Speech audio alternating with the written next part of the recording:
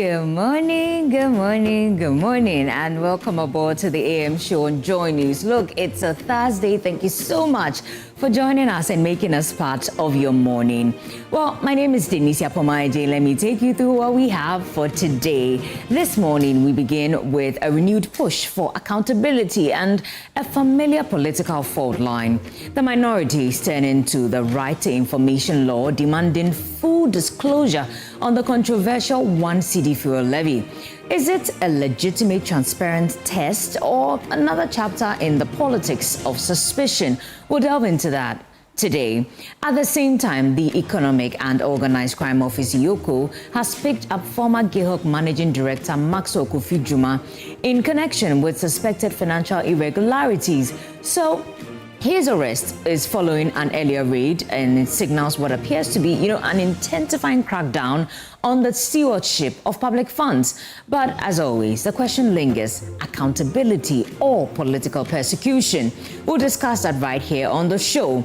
And then a looming economic concern. So a new World Bank outlook is projecting a sharp drop of over 50% in global cocoa prices in 2026 after years of record highs driven by supply shortages, and the anticipated recovery in production could now hit farmer incomes and Ghana's export earnings.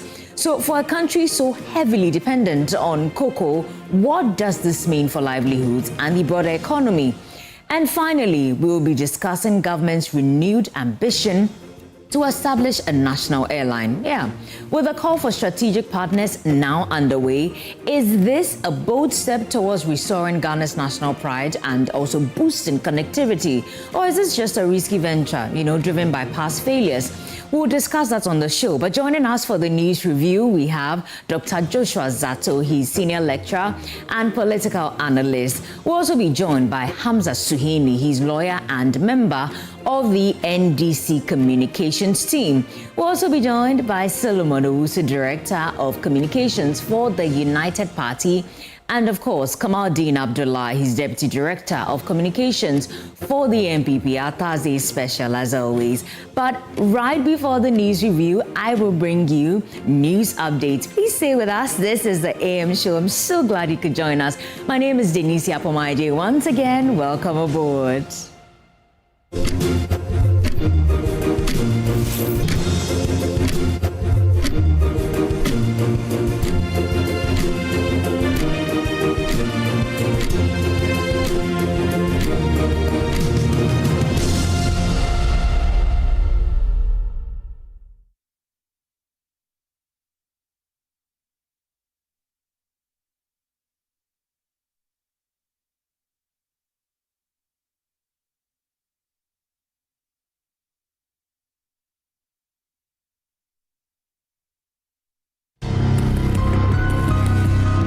Traveled to Dubai to go find greener pastures. Then I found this one friend of mine who actually helped me. So I was just into this kind of Chinese company thing. But it got to a time that the Chinese company work broke down. So I had no choice than to look for another country to go settle so I can find more money to help home. As they told her, they said stewardship, and they called for a roll call. It's like, which kind of stewardship roll call thing? So we all came out, and a commander came. They said we are waiting for a commander.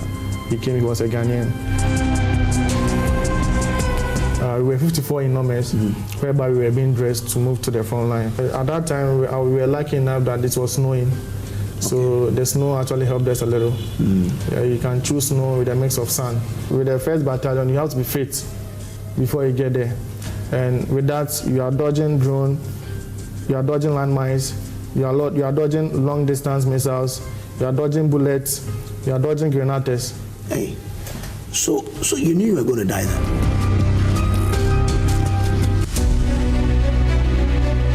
Every day we move through our cities, fighting traffic, chasing time, and trying to make a living.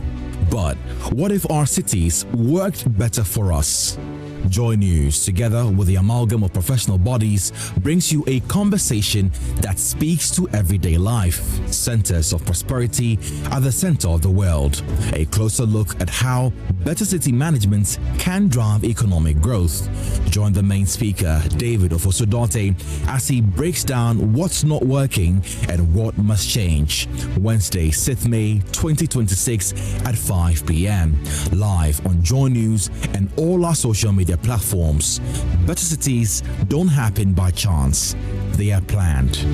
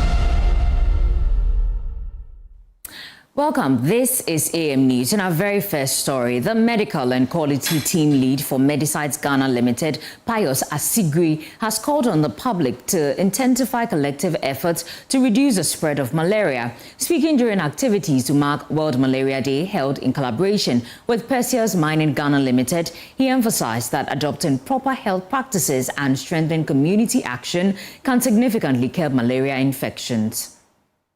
Perseus Mining Ghana Limited, in partnership with Medicide Services Ghana Limited, donated essential health supplies to the Pentecost Hospital and the Methodist Church in Ayamfure as part of activities marking World Malaria Day. The medical and quality team lead for Medicide Services, Dr. Pius Asigri, said the gesture reflects the close link between mining operations and the health of people in host communities. We are here mainly for health promotion and health education to increase awareness of malaria. Significant progress has been made towards eliminating malaria, but then there's still quite a long way to go, and it is in this line that we decided that we would include the health promotion and health education as part of this year's World Malaria Day celebrations. So that's why we are at the Methodist Hospital here this morning. Kind courtesy our host, Perseus, to support with health promotion and health education to raise awareness about malaria. He noted that beyond the donation, the initiative is also focused on raising awareness about malaria prevention and urged the public to adopt proper health practices and work collectively to reduce the spread of malaria. To the general public, we do have to accept that getting rid of malaria or eliminating malaria, as you rightly said, is not one person's job. It is a collective effort. And what we do in our little way, it is what goes in the long run to help us eliminate malaria.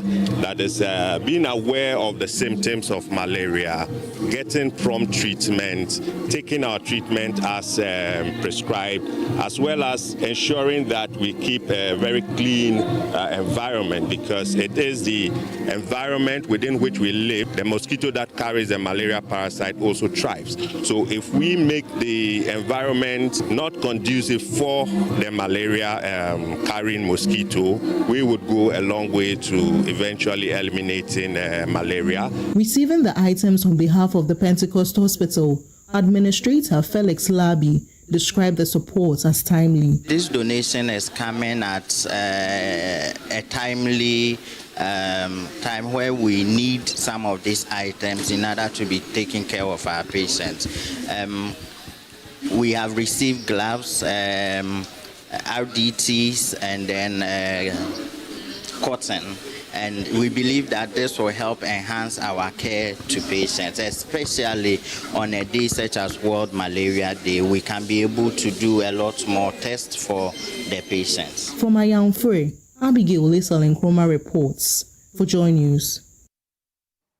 Well, the program director of Inspiring Teachers Ghana, Emmanuel Labi-Mante, has raised concerns about persistent gaps in literacy skills in Ghana, calling for sustained interventions to strengthen foundational learning. Speaking at an educational stakeholders meeting in Cape Coast, he noted that improving literacy is critical to enhancing overall educational outcomes, adding that the organization remains committed to implementing targeted interventions. Inspiring Teachers Ghana, an education non-profit organization, is working to improve the quality of teaching in basic schools across the country. At a third-term kick-off meeting with education stakeholders in Cape Coast, the program director of the organization, Dr. Emmanuel Labi-Mante, highlighted concerns about Ghana's literacy deficits, stressing the need for sustained interventions to strengthen foundational learning. What we realize is that Ghana as a nation, we have challenges with literacy, reading and comprehension.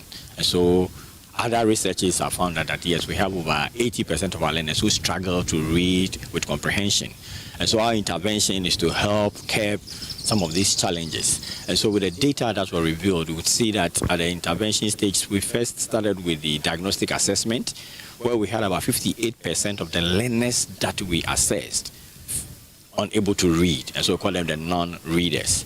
But after the first term of intervention, we saw that that dropped to about 9%, an indication that when we have targeted instruction for the teachers to support the learners, they are able to improve upon the reading performance. So generally, that is what I would say, that we saw that from the first term to the second term, there have been massive improvement in the way teachers deliver, and for that matter, the effects and the impact on the learners. The early childhood coordinator for the Ghana Education Service in Cape Coast, Ruth Annan, acknowledged noticeable improvements in literacy levels within the metropolis and commended the organization for its contribution. From the very beginning in the metro, our learners were really struggling when it came to the terms of reading, because they lacked the foundational or the basic skills that was to support them to read. Yes, reading of the phonics. So Inspiring came in to support us, and now our learners have been equipped with that skills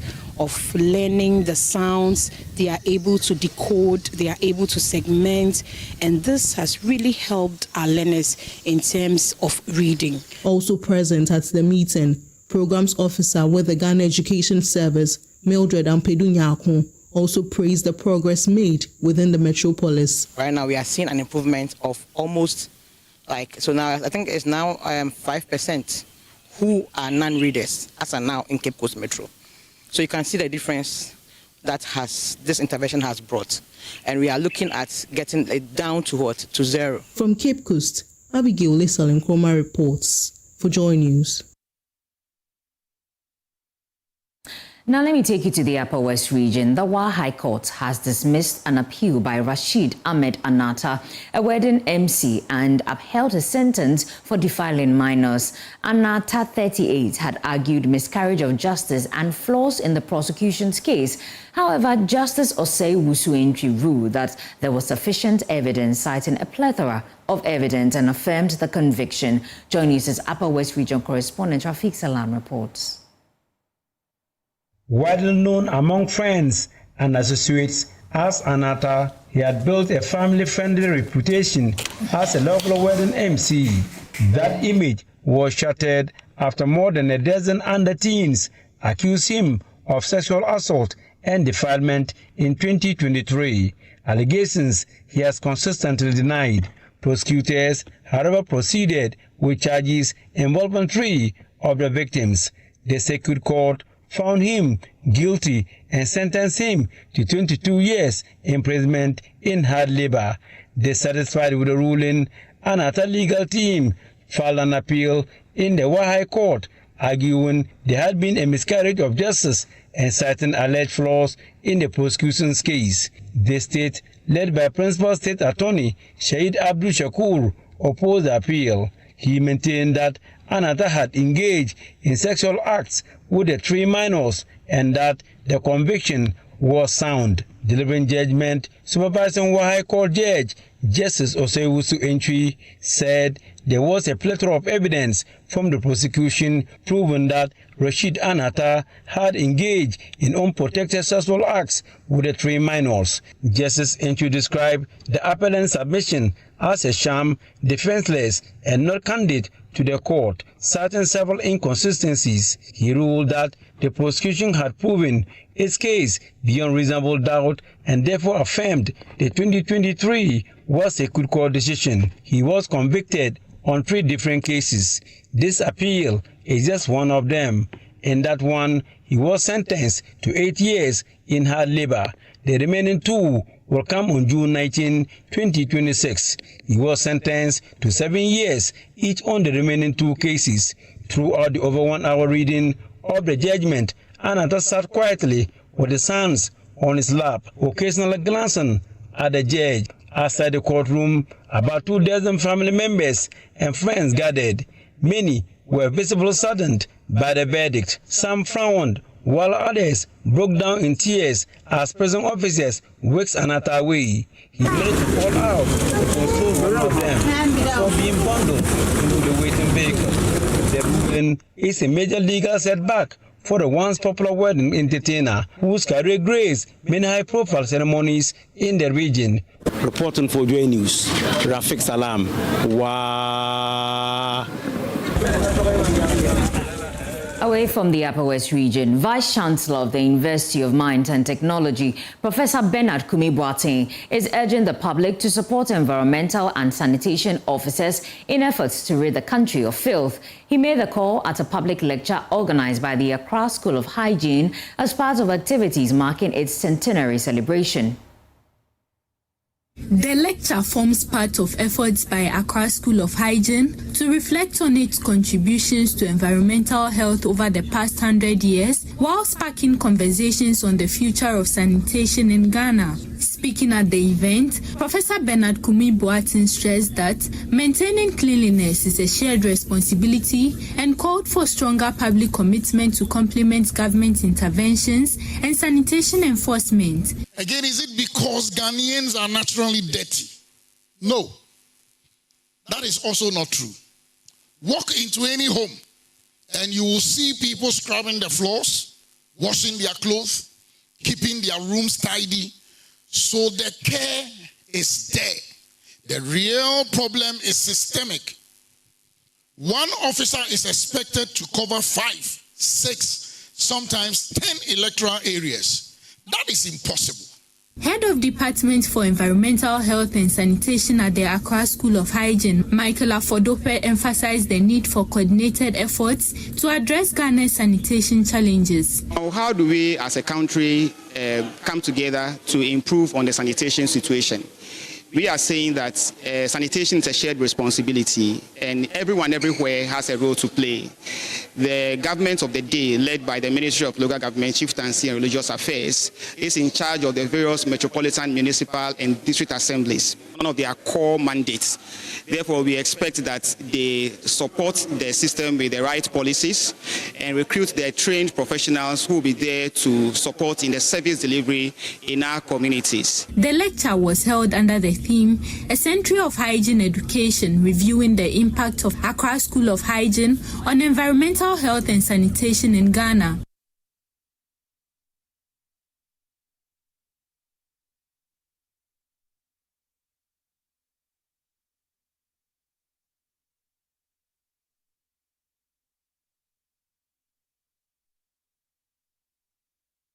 Well, it's time for business, and the Ahantapele Samuel Kojo will bring us that right after this breather.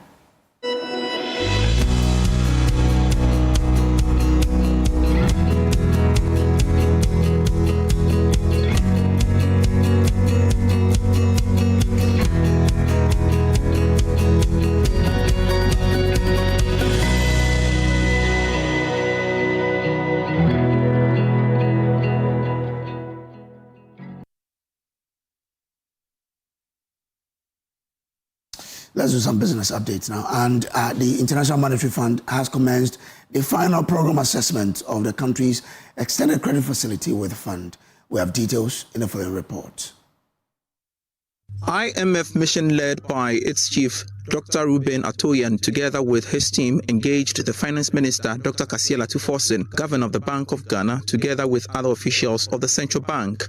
This actually represents the first leg of formal meetings between Ghana and the IMF. The Finance Minister, in his opening remarks at the meeting, noted that government remains focused on sustaining recent economic gain and consolidating the recovery. Dr. Forsen emphasized that the next phase of the program will focus on prioritized policies that unlock private sector growth at scale and economic stability. Some of the areas that the team will focus on is assessing Ghana's overall performance since the 5th review program earlier this year and determine whether delayed targets and structural reforms have been met or are nearing completion. In the fiscal front, attention is expected to be on developments in the energy sector, particularly on structural reforms and debt management. And all is set for the Joy Business Roundtable discussion to be held today, 30th April 2026. The dialogue will be live on Joy News, Joy FM 99.7, and across all our social media platforms at 9. The following report has some details. The program, which will be held on the topic, Mahama at 16 months, do economic narratives match real sector outcomes, will have a panel consisting of Frederick Emisa, technical advisor at the Ministry of Finance, Magbidu Abuaji, the CEO of the Ghana Chamber of Commerce and Industry, and economist Professor Ejapoma Jeke Dako. The rest are Vice President of the Ghana Union of Traders Association, Joseph Paddy, Partner in Financial Advisory at Deloitte Ghana, Yao Apialate, and the CEO of Delex Finance, Joe Jackson.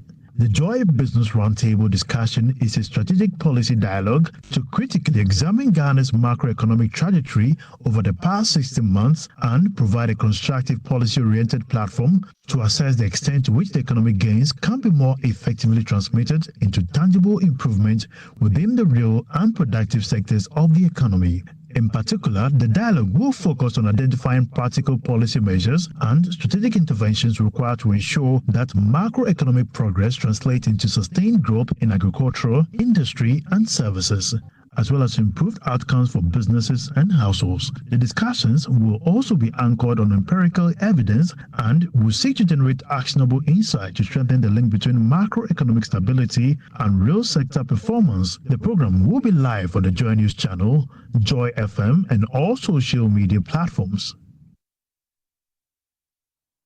All right, and that's it for business. Back to you, Denisia. Thank you, Ahantapele Samuel Kojo. And that's it for AM News. But don't forget that the AM show is sponsored by Shield Silicone Paint from Azar Group, Syntex Pipes, and Time Herbal Mixture. Now, ladies and gentlemen, as we enjoy today's moments, remember to keep your body refreshed and your energy right with Fresh Drop Still Natural Mineral Water.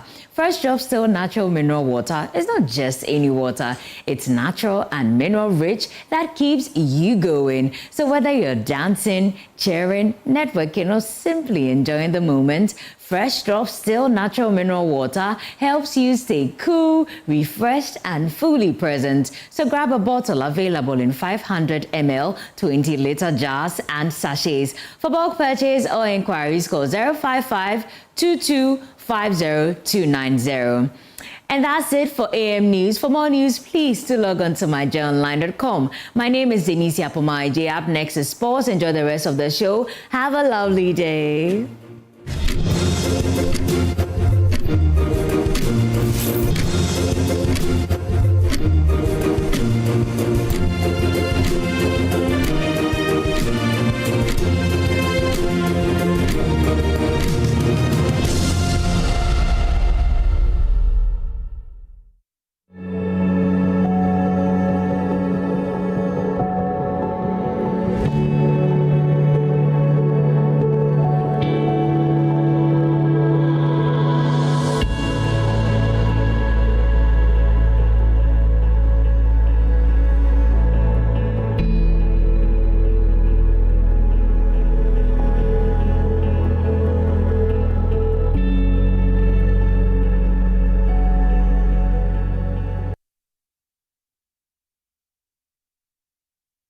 Guys, do you remember Black Friday last year? The crowd, the excitement, the unbelievable deals. CompuGhana went all out, and you loved every second of it. Well, guess what?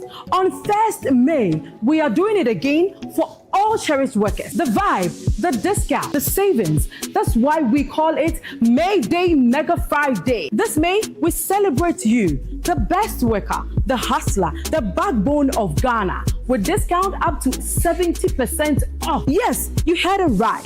CompuGhana is doing it the CompuGhana way. One day only. Do not think, just shop. All products from phones to laptops, printers, TVs, fridges, air conditioners, and everything you need to upgrade your home and hustle. But it's only on 1st May.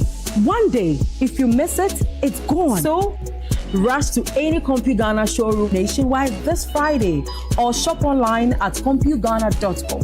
You can call us on 0302 752020 or WhatsApp 0243 143 143. See you on May Day Mega Friday.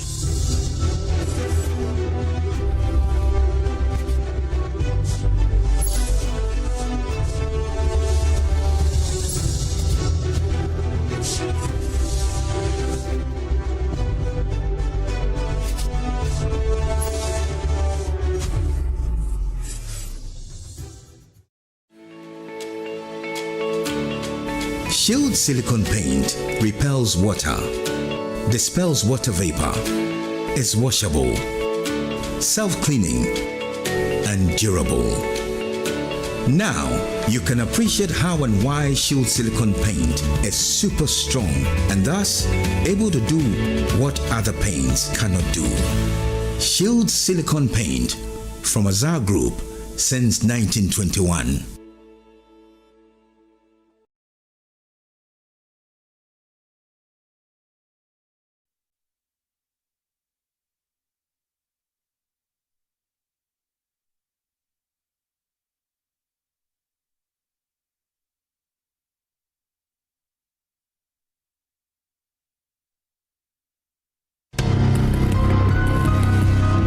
Traveled to Dubai to go find greener pastures. Then I found this one friend of mine who actually helped me. So I was just into this kind of Chinese company thing. Yeah. But it got to a time that the Chinese company work broke down. So I had no choice than to look for another country to go settle so I can find more money to help home. As they told her, they said stewardship, and they called for a roll call. So like, which kind of stewardship roll call thing? So we all came out, and a commander came. They said we are waiting for a commander. He came, he was a Ghanaian. We were 54 in numbers, whereby we were being dressed to move to the front line. At that time, we were lucky enough that it was snowing. So the snow actually helped us a little. Yeah, you can choose snow with a mix of sand. With the 1st battalion, you have to be fit before you get there. And with that, you are dodging drone, you are dodging landmines, you are dodging long distance missiles, you are dodging bullets, you are dodging grenades. Hey, so you knew you were going to die then?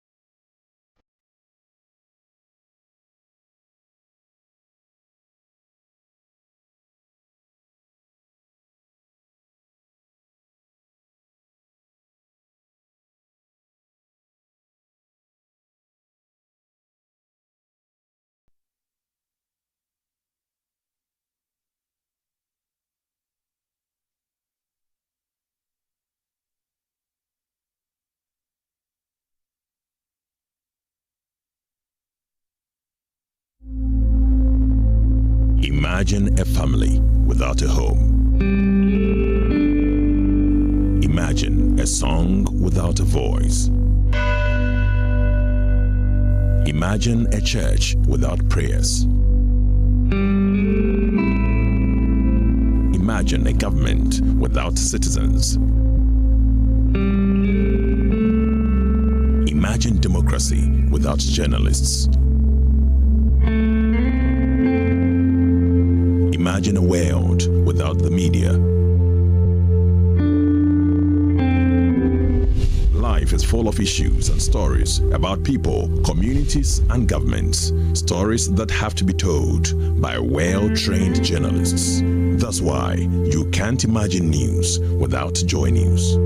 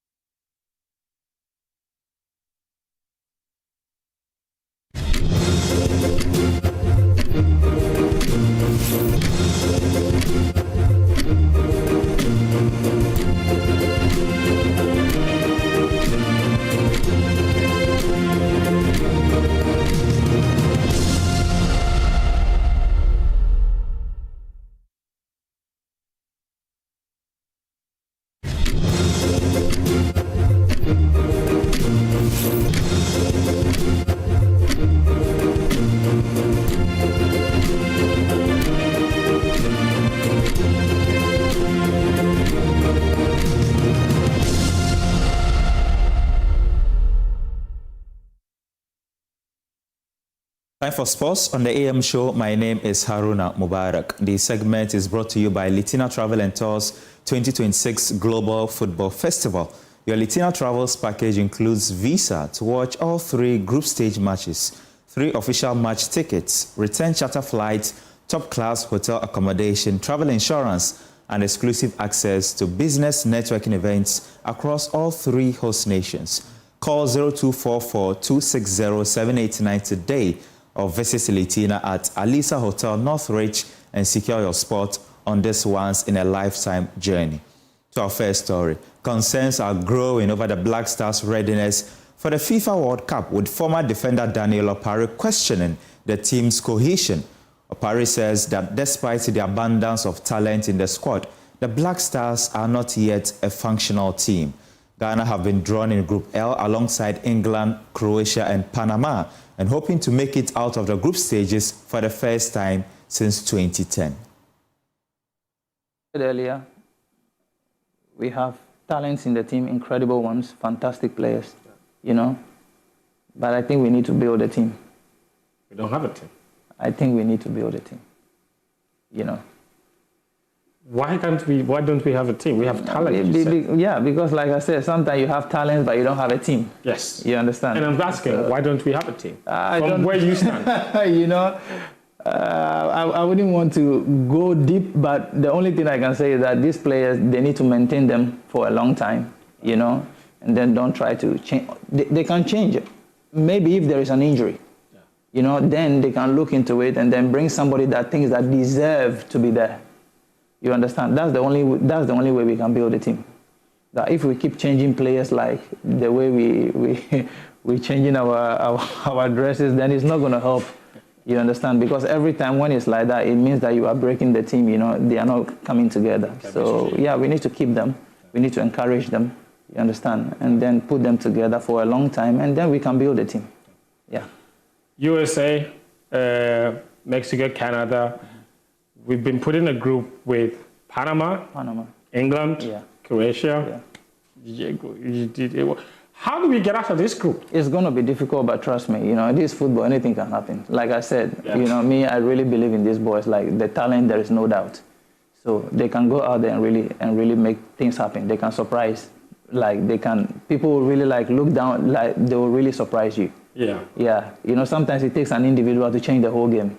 You know, so if they keep up to that mentality, like we are here to play, we are here to win, we are here to build ourselves for the future, you know, with that one spirit, you know, I think that they are capable of doing anything, you know.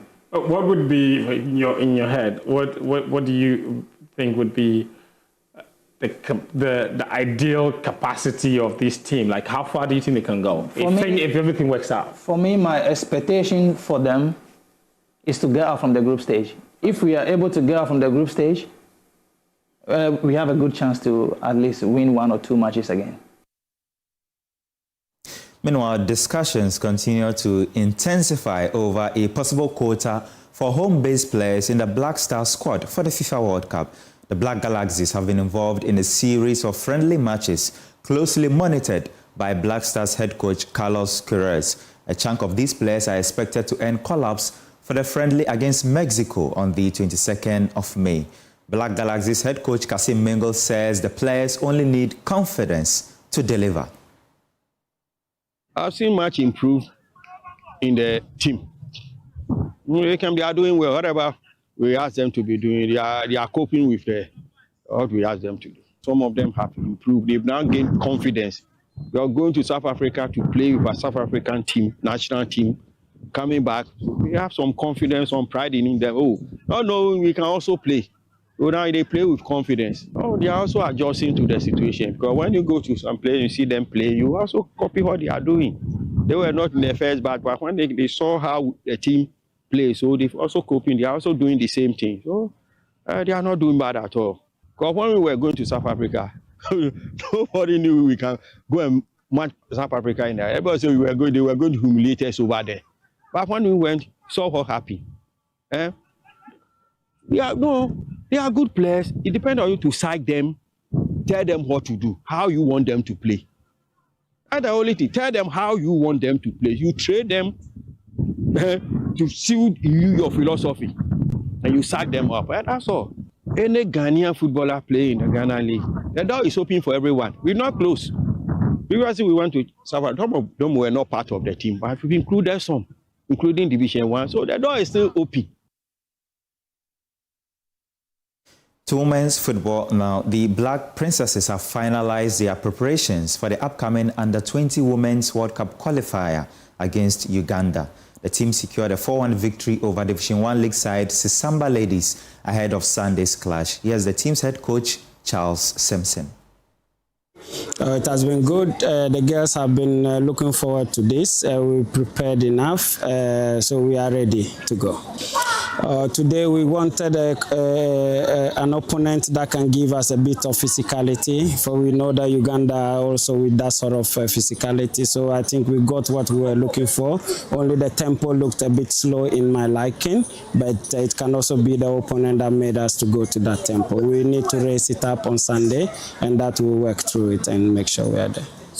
We've been able to watch the games that they have played. We've been able to assess them and analyze them in the best way we possibly can.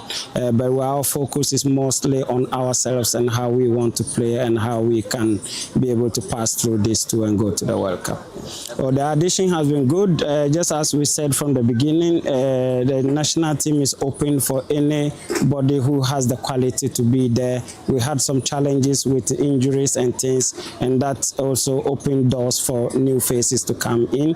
This particular camp, we are glad with the sort of new faces that came in, brought up the level up a bit, brought in competition in the squad, which is what we need, and gave even the technical team also a bit of headache, and that's what we need.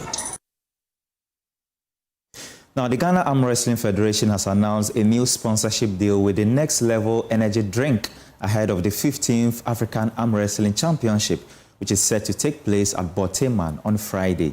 My colleague Joseph Eyinga-Walter has more in this report. As part of the agreement, the Ghana Arm Wrestling Federation will receive a cash package of $45,000 in addition to product support from Next Level Energy Drink, providing a major boost to the organization of the tournament. Ghana Arm Wrestling Federation and everything arm wrestling is going to the next level with Next Level Energy Drink. Today we announce a sponsorship of $45,000 for the Africa Arm Wrestling Championship from Next Level Energy Drink. We hope that we grow brands together. We pray that beyond the sponsorship for this championship, we will go to the next level with Next Level Energy Drink. Group CEO of Next Level Energy Drink, Philip Grosser, believes the partnership with the Ghana Arm Wrestling Federation will contribute to support the community as part of company's social responsibility. We're looking forward to working with arm wrestling and the Ghana Tourism Authority, and yes, I confirm the sponsorship of $45,000. So we are given a cash sponsorship of $45,000 to the event and an additional 200 crates of Adonko Next Level, so that people actually see our commitment and can taste and feel the product. Local organizing committee member Akufo-Addo believes Next Level Energy Drinks partnership with the Federation will yield positive results and ensure smooth hosting of the event. Simply, I want to say that in my capacity as a pharmacist and having practiced for over 32 years in Ghana, I know Adonko will not do anything without the Food and Drugs Authority registration. If the regulator of food and medicines sees it fit for the next level products to be consumed by Ghanaians, why not? I subscribe to it. I know they have done a yeoman's job for us, and they will also get the requisite mileage as we go along. The African Arm Wrestling Championship is expected to attract top athletes from across the continent, with Ghana positioning itself as a key hub for sports development in Ghana. The Boteman Sports Complex, which has hosted several major sporting events in recent times, will serve as the venue for the championship, as organizers aim to deliver a successful and competitive tournament. Reporting for Joy Sports, Joseph Ayinga Walter.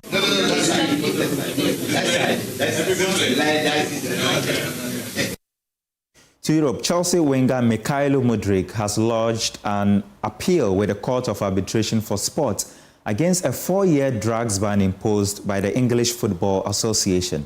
The Ukraine international has been sidelined for nearly 18 months after an adverse finding in a routine urine test led to a provisional suspension in December 2024. Sky Sports has more. Well, look, Mikhailo Mudryk was a big money signing for Chelsea from Shakhtar Donetsk. They paid an initial £70 million for him, but he hasn't played for Chelsea for 18 months. And if he loses his appeal against a drugs ban, he may not play for them again until December 2028. Now, this story all started back in the autumn of 2024. In October 2024, he tested positive for a banned substance while he was on international duty with Ukraine.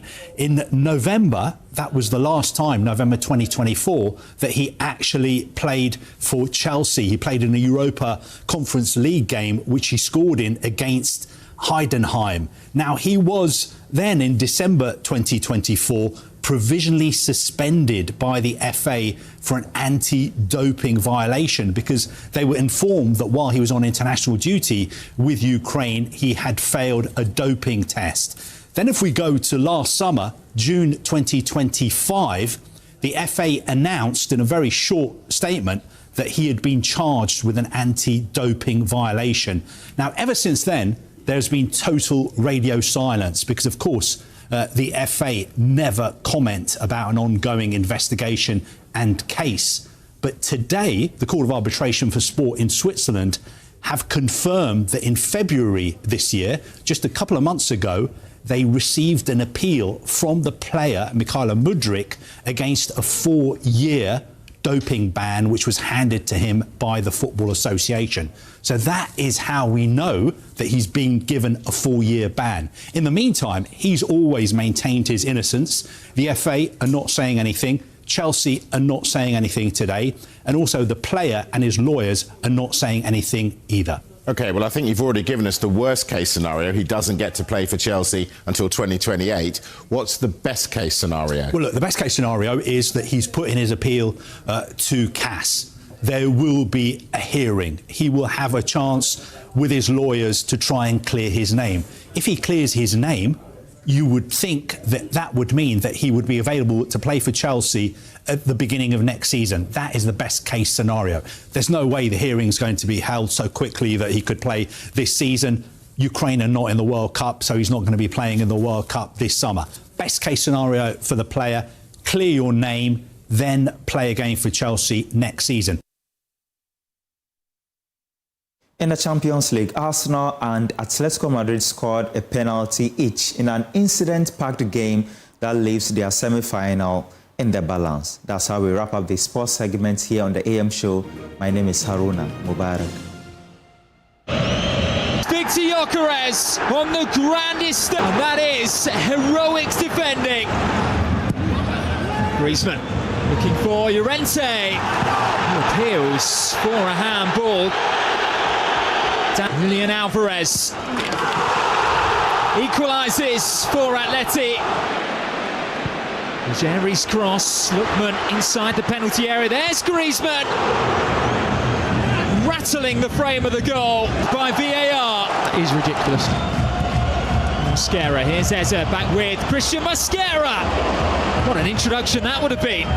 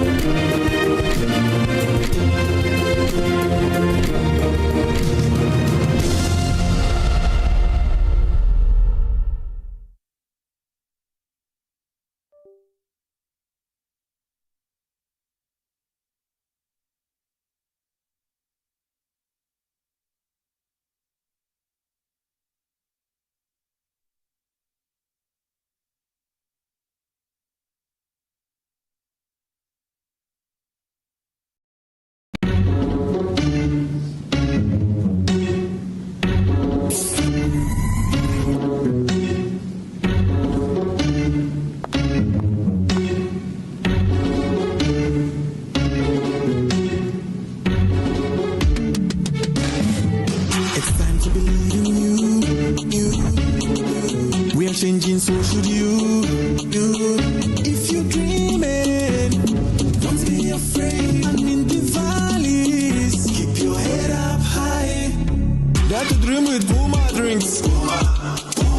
Yeah, believe it, you can achieve. Oh yeah, clap your hands for the whole new vibe. Make we set the blues. Oh yeah, come alive. Let me hear you.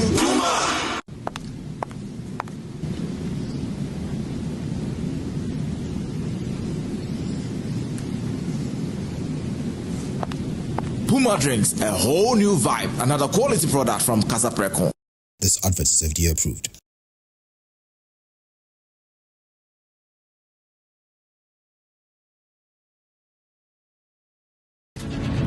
As 2030 approaches, it is time to assess and celebrate the SDG achievements of women. He-for-She champions and organizations in Africa and the diaspora. Women in Sustainability Africa, WISA, in partnership with the UN Global Compact, the Ministry of Gender, Children and Social Protection Ghana, the Office of the Minister of State for Climate Change and Sustainability Ghana, University of Ghana Department of Economics and EIB Network presents the second Women in Sustainability Africa WISA Festival under the theme Empowering Women for the Economic Sustainability of Africa. Date Friday, 1st May 2026. Time 8 a.m. to 5 p.m. Venue City Conference Center, University of Ghana, Legon. This is a call to support and amplify the effort of women, He-for-She champions, women groups, NGOs, corporate institutions, and civil society organizations leading gender and SDG efforts across Africa and the diaspora. Special guest of honor, Honorable Agnes Namumulate, Minister for Gender, Children and Social Protection Ghana. Guest of honor, Honorable Isifu Seidu, Minister of States for Climate Change and Sustainability Ghana. Convener Nana Yasewa Sapon, Founder and President, Women in Sustainability Africa. Special guest, Professor Priscilla Chumesi Bafo, Associate Professor, University of Ghana, Department of Economics. Tolulope Louis Tamoka and Dr. Mrs. Gifty Owusu Ezekiel. Special guest, Bishop E.O. Ansah, General Overseer, Eternal Life Church. Special guest, Nilgun Zaimoglu, President, Women's Development Association, Kajiga, Turkey. Ambassador Dr. Mercy Gilbert, Adjoa Ajaychun, Dr. Charity Binka. Guest speakers, Juliet Ibrahim, Madam Charity Akotia, Lydia Abe, Pearl Poku, Yayura Agbofa, Queen Mothers Association of Ghana. Performances, look out for Sustainable Fashion Performance by Revival.org and the ladies from Kantamanto Upcyclers Association. Music performance by Lali and Lola, and comedy performance by Jacinta. Sponsors, APSA, Nestle, Pivo Drinks, Saks by Boundary Road. GH Media School, Shape Healthcare, Media Partners, Nigeria, Zambia, Kenya, Uganda, Ghana. Register for free at www.womeninsustainabilityafrica.org for more information. WhatsApp or call 0202 733 1444.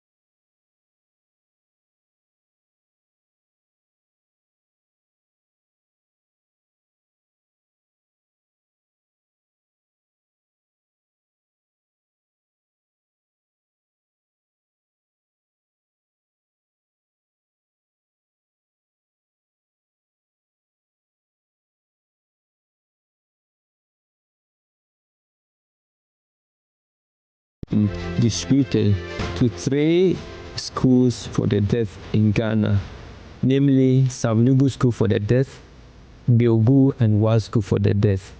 In Harare, the capital city of Zimbabwe, this year, we have donated cameras and accessories to 3 deaf students. I am humbled to be recognized among such inspiring change makers. This recognition will share more light on supporting hearing impaired community with skills, as well as amplifying our work and opening new doors for collaboration, funding, visibility. It validates the importance of inclusive storytelling and education. With this award, we can scale our impact, reaching more deaf students, training more mentors, and producing more stories that shape mindsets and spark dialogue. Thank you.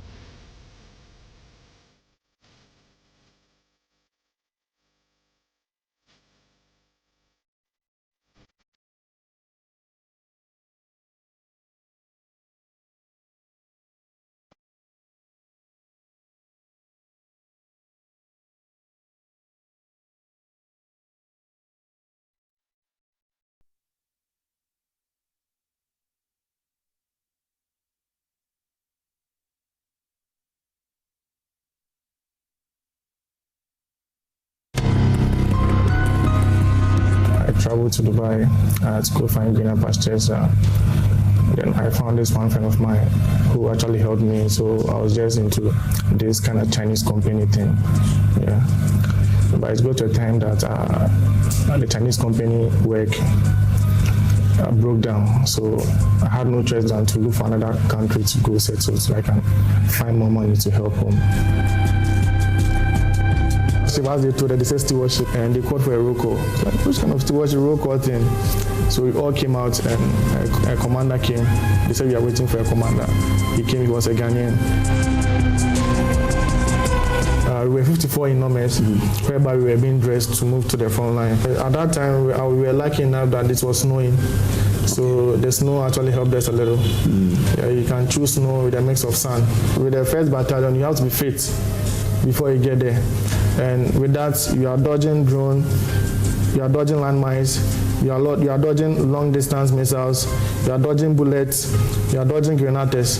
Hey, so you knew you were going to die then?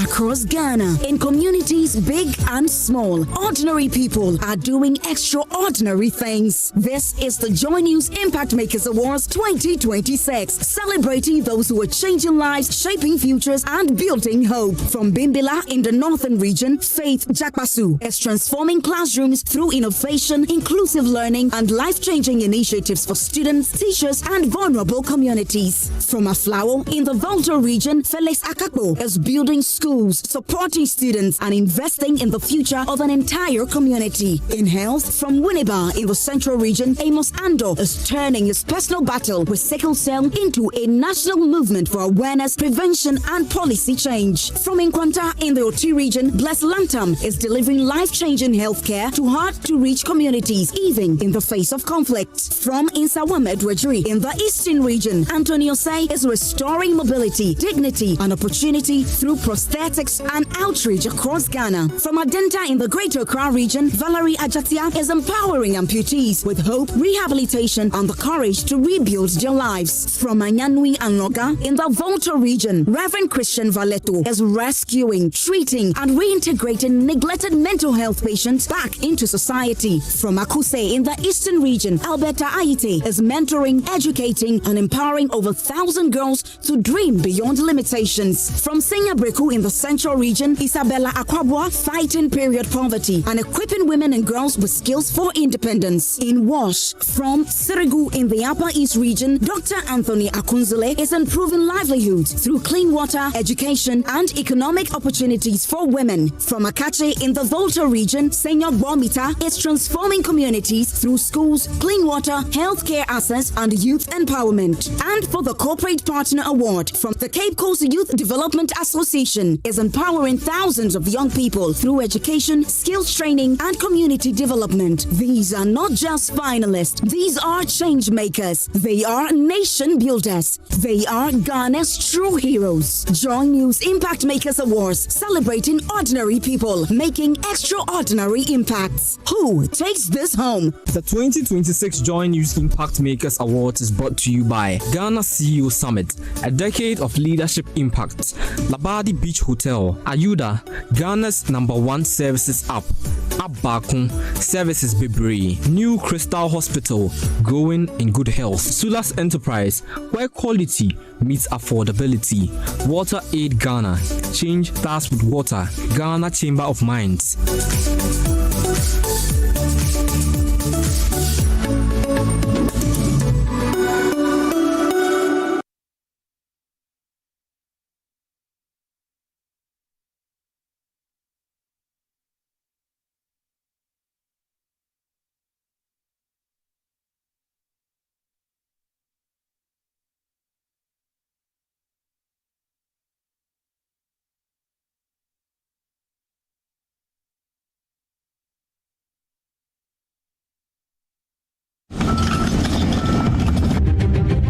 We were just shocked because it had not happened before.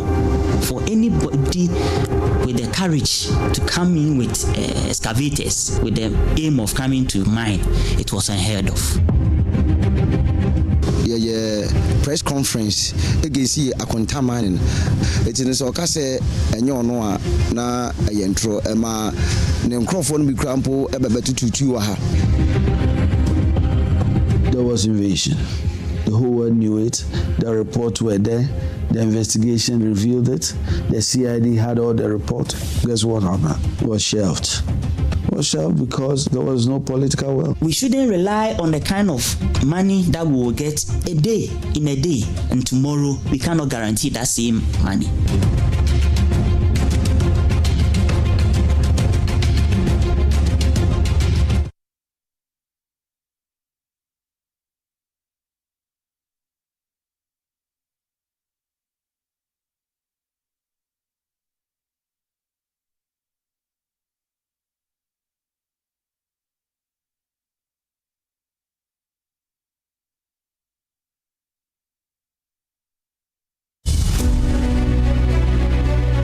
Every day, we move through our cities, fighting traffic, chasing time, and trying to make a living. But what if our cities worked better for us? Joy News, together with the amalgam of professional bodies, brings you a conversation that speaks to everyday life. Centers of prosperity at the center of the world. A closer look at how better city management can drive economic growth. Join the main speaker, David Ofosudote, as he breaks down what's not working and what must change. Wednesday, 6th May 2026 at 5 p.m. Live on Joy News and all our social media platforms. Better cities don't happen by chance. They are planned.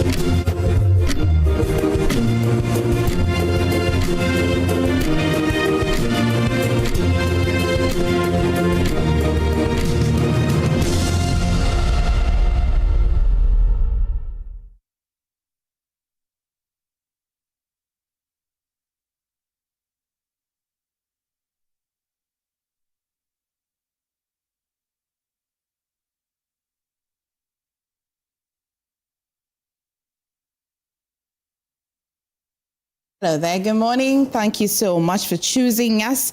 Time now to review the news, but as you know, a lot has been happening between yesterday, even all through to this morning. And joining us in studio, I'm going to run you through the newspaper shortly whilst I get to you, our panelists, but I like to think it is your Thursday favorite. It's quite a nice buffet. So, okay, well, on your screen, you can see Dr. Joshua Zato has joined us. Solomon Usu, Sonny Rocky. We're from the senior. No, I'm going to just run you through the papers this morning. Dr. Zato, it's not your turn yet. I'm still there. So the GIHOC newspaper this morning, we are being outgunned. Forestry CEO raises alarm after officer killed by armed poacher. This is the GIHOC newspaper this morning. That's the biggest story. I know that they've been asking for some paramilitary powers to be able to do their work a lot further and tougher. So that's an unfortunate story that you're reporting. Also, gold board posts sharp revenue surge. Spending falls despite major expansion. And then the Spider this morning as well, Mahama rolls out a defense plan for vulnerable communities as 150 million Waka project moves to construction. That's where we are. And then as well, security media close ranks against fake news threats in Ghana.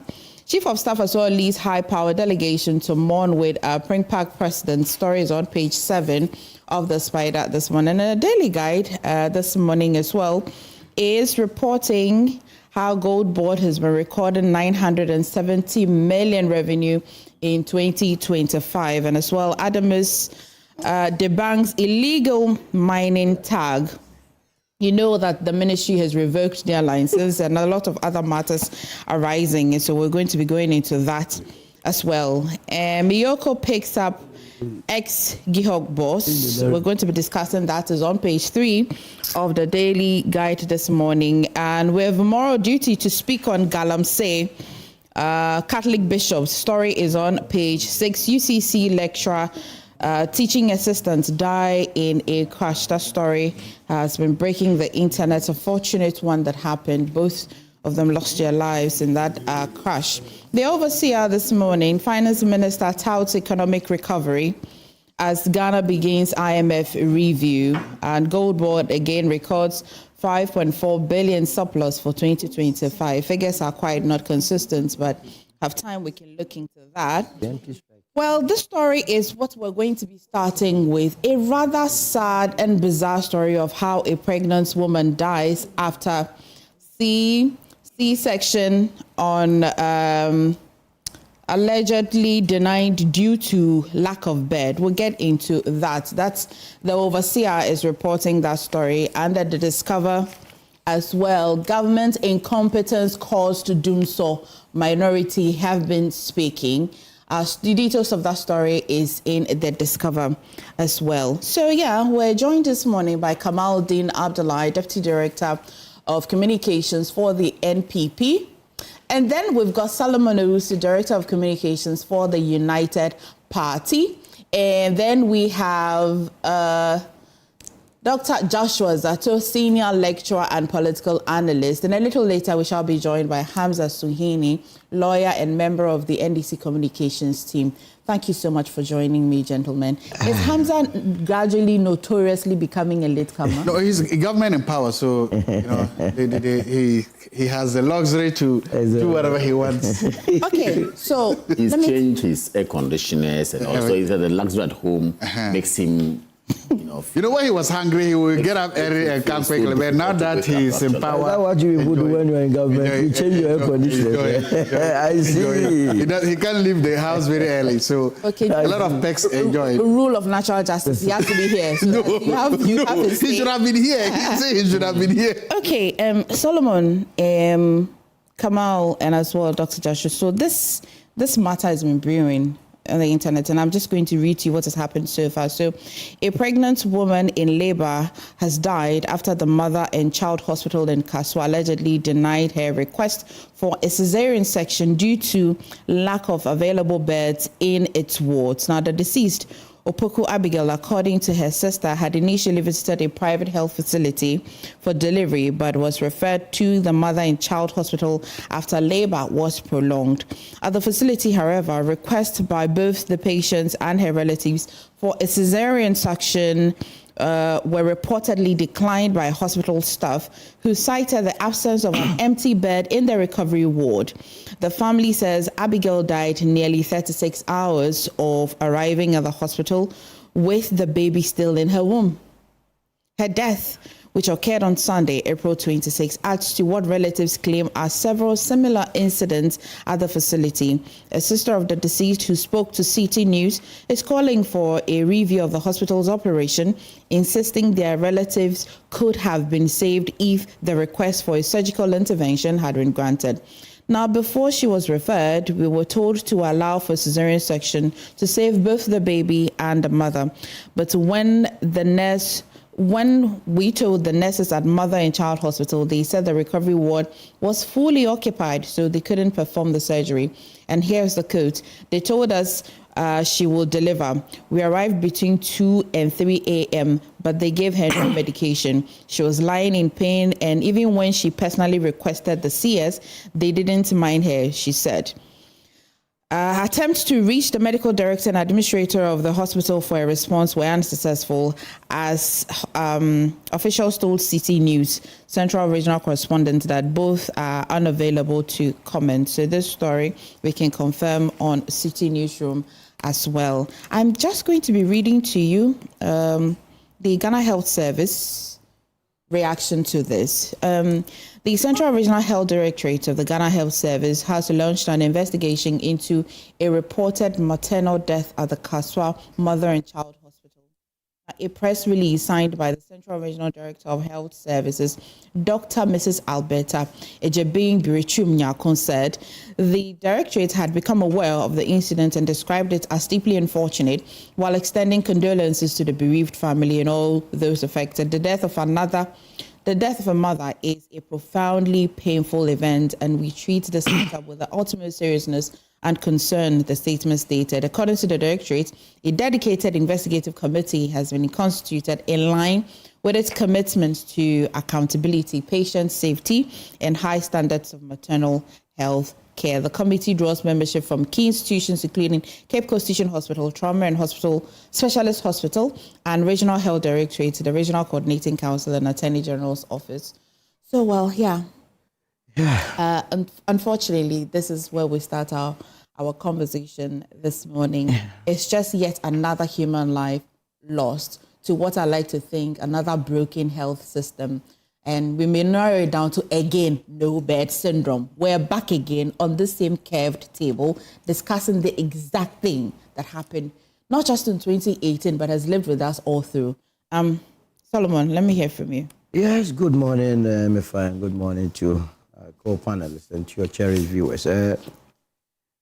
My concern has to do with the statement that is coming from the Central Regional Health Directorate. I mean, they have also joined the bandwagon, the political rhetorics. What are you going to investigate? What is your standard operating procedures?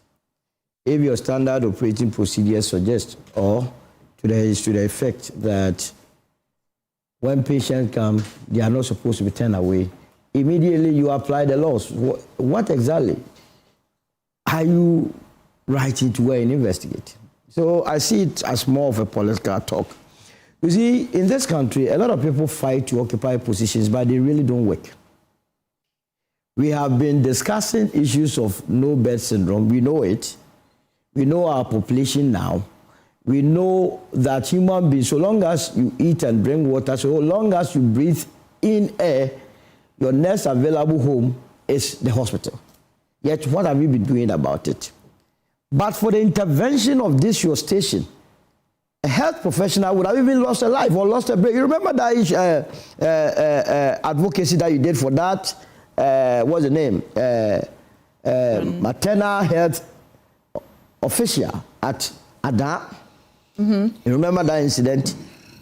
When she went to work to go and help a pregnant woman to deliver. The health worker. The health worker in Ada. Yes. And got herself involved in an unfortunate incident that required, what do you call it, a surgery. Yes. At the aneurysm. She had brain aneurysm. Brain aneurysm. And needed surgery. When it happened to her, the hospital abandoned her. They left the professional to her fate. To the extent that initially when the matter came here, you were even going to do lala to attend to an official of a hospital. She went to work fit, went home sick, and she was abandoned. But here again, let me understand that Mahama Cares took care of her. It's a good thing that we must be, but if you don't have the right set of policies in place, we aren't going anywhere. If health officials or professionals are even going through this, how much were you and I as ordinary citizens of this country? So for me, we have to be serious. There has to be a comprehensive health system. The standard operating procedures must be clear for everyone, so that when anyone goes to the hospital, we know that nobody is supposed to be turned back to the house under the condition or pretext that there is no bed. We are all informed, rather than always going to hospital and being told that we don't have bed. You don't have bed for what? So for how long can people lose their lives? And this is not the first time. It happens in a lot of the places. These are the only few ones that comes to your attention. A lot of the areas, people lose their loved ones, but it's not reported. Sure. So let's set up. The regional health director must be answering to us why she should be at post. Because you are supposed to be supervising, directing all the health issues in the region. At the end of the day, investigations are going to go into this matter. You only say today, tomorrow is another matter. She gets away with it. People will continue to die, and we give it to God. That is why our churches are filled up. But they have lost confidence in the very system that is supposed to protect them. So they have turned to prayer as saving the situation when it's not supposed to be so. Right. Dr. Zato. Thank you. It's heartbreaking, it's sad, and it's very pathetic to hear this happening. And to go back to this no bed syndrome. As we said, it's now like a chorus. We sing it, but we don't lift any finger to help. There are possible solutions. Agenda 111 was one of the major policies that the Israel government introduced to try to help address this. Yes, it did not complete it. Yes, there was no dedicated funding. But we teach our students something called policy continuation. And yes, I don't think I expect the current government to have completed all the Agenda 111 projects in almost about 1.5 years. No, I don't expect that. But it is still the most potent, viable solution on the table to prevent no bed syndrome. There's no other policy out there that can deal with the physical aspect of increasing beds in our health delivery system. None exists. So if our objective is, if our plan is that we need, let me say, physical beds, we just need space to put in more physical beds. Agenda 111 still remains the most viable, the most potent, and the most effective policy.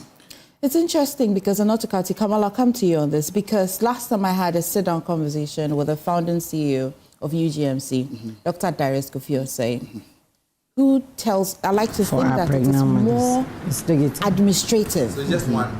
Yes. Quite administrative, done, no bed. Because I'm not saying that a lot of people fall sick at the same time, but there's always something that would happen that emergency level would be maybe crowded. So it requires somebody who has managerial alertness to know that in the recovery room, somebody has stayed there at a point where they can be moved or discharged. So he thinks that, yes, he acknowledges that we can do better with our facilities and all of that. And I'm quoting him because he's done this when 2018, the first time we heard no bed syndrome, he was there. He's too tall, and so I like to reference him. So it requires somebody standing at the emergency, saying that, well, I can see that there are many people coming in because of referrals and what you're saying. There are no facilities for us to put a lot of beds. But unfortunately, there's nobody telling us that in the recovery room, somebody has been there for 2 hours, 3 hours, and their matter is not as serious as the person who is in the emergency. So there's lack of that administrative and managerial potency, and I still come to you on that. Yes, thank you. So that is the bigger point I'm making. As I said, the issues are multifaceted. They are multifaceted. So they may be financial, they may be technological, they may be health, whatever it is, they are multifaceted. And that means that if you are going to deal with it, we do not have magical bullets to deal with this things. Magical bullets are not available to deal with this because some of it are generational. So what you do is that you address it from specific perspectives of various aspects. So that is an aspect he's talking about. So he thinks that, and as somebody who was there, he thinks that it may have to do with a managerial problem. It has to do with an issue that somebody may, I agree, that is a part of it. I can give you a quick question. The University of Ghana, when we were there, I remember those days, you go to N block, and we are like 1,500 people for that class. We'll sit down, and some people will stand outside. They cannot sit inside. The university found a way. Now that big classes are divided into section A, section B, section C. Then so now, when you are in section A, you go and you see that the numbers have managed, everybody sits down, more comfortable and gets a class. So there are managerial issues. I acknowledge that. But then we can also deal with the physical issue of the lack of beds. or lack of space in hospitals. We can deal with that. Yeah. And that is what I'm now saying. That is why I'm coming back to the point I was making earlier, that for the aspect of the lack of physical space, no other policy, there's no superior or better policy outside there than the Agenda 111 hospitals. None. Dr. Zato, between now and when even government allocates fund to be able to finish Agenda 111, it takes a minute for a woman to get pregnant. And it takes them just about 9 months to deliver. Between that time, I really can't see how... No, what I'm saying is, again... I acknowledge it. But I'm looking... If you look at this, they say that they cannot perform the surgery or they cannot help her because there's no bed. We've been here before. I'm saying that immediately because people really fall sick any day, anytime. People are going to get pregnant anytime. They must deliver off their babies. Yes. In getting into political areas where Agenda 111 is a party's policy, they want to implement it. If you look at the practical hurdles in realizing that, what prevents people to just be managerially equipped before we get into the secondary? So that's what I'm saying. I'm building up. So that's the first. I want to deal with first the physical lack of bed. Do you know why I say this? Because Charles Emefa, when he died, they said a committee has been investigating. I haven't been on a committee before, and I'm going to ask Hamza that usually how long can a committee sit on such a matter for somebody to be punished, which would have deterred this? I want to come. So now, after dealing with the physical space issue, the next two is what you're talking about. Look, if you go to if you've ever lived outside this country and you go to hospital, one of the biggest things every hospital fears is a lawsuit. One of the biggest issues they fear. Hospitals fear lawsuits, and they fear negligent lawsuits, so much so that it's wired into the DNA of every single person at any hospitals, right from the entrance to the very end. They know at any stage the listing is coming with a huge lawsuit and people are going to get fired. That is accountability wired into their DNA. We do not have it here. We do not have it, and that's what I'm saying. Whenever we send a report, we say a committee is going to investigate, and we are literally sending it there to be buried. Well, we know that tomorrow we'll move to the next shiny object. Whenever we say that, because there are no immediate, strong accountability measures to hold people directly accountable. None exists in this country. Look, you can go back. Remember when the issues about Senate, Rich Hospital, all the other things, we can count them. But I'm saying that none exists right now. None exists. The Ghana Medical Association, all this, they have not been fair and good to us. Even the Minister of Health. The system for holding the men and women accountable for what they do or don't do are weak, lax, or non-existent. It's a good place to learn. Let me go to Kaba. And so what happens is that people do whatever they want. There are so many professions in this country. I don't even think as a lawyer, if you do them distance, the legal counsel will leave it like this. Some of the punishment in some of the professions come swift and quick. It's only in the health sector that they don't come swift and quick. And so people feel that way. And I am saying that it is wrong. Look, we've all seen it. You go to hospital and you see the nurses sitting on their phones as if they don't give a damn. And then you go there, you talk. I remember the last time, there was a time when I was here, I went to hospital, I said, oh, I think I have this problem. How do you know? Who told you you have this problem? Shouted at me, I almost ran away from the hospital. But you go to another hospital outside, you say, son, I don't want to make the country here, and because now I'm here, I'm getting here. Look, accountability measures are weak, poor, non-existent. If we look, like Solomon said, by now, somebody should be held accountable. Well, 2, 3, 4 people should have been fired from the hospital. Should have been. Let other people, let a nurse lose her job, let a doctor lose her job. Let people do it now, so that it just sinks. And let any nurse who is touching any patient know that at that point that you are touching a patient, you are accountable or responsible. And if you refuse them, you are accountable. You understand? Bandages do not solve all problems, but sometimes bandages can stop the bleeding. Well, why don't we adopt the bandage problem? Even if it's a bullet wound, a bandage may not heal it, but the bandage may stop the bleeding. Let's do that. Let's use a bandage. Let's use, we call it ink, that let's try to what? Stop the bleeding. Stop the bleeding first. And then you don't need a bed to stop the bleeding. Yeah. You don't need a bed to stop the bleeding, as I said. Anyway. Stop the bleeding. Kamal. Well, Emefa, good morning. Morning. It's good to have you back. Yeah, you went on a break. Listen. Is your light okay in Adenta? Are you at a resort somewhere? No.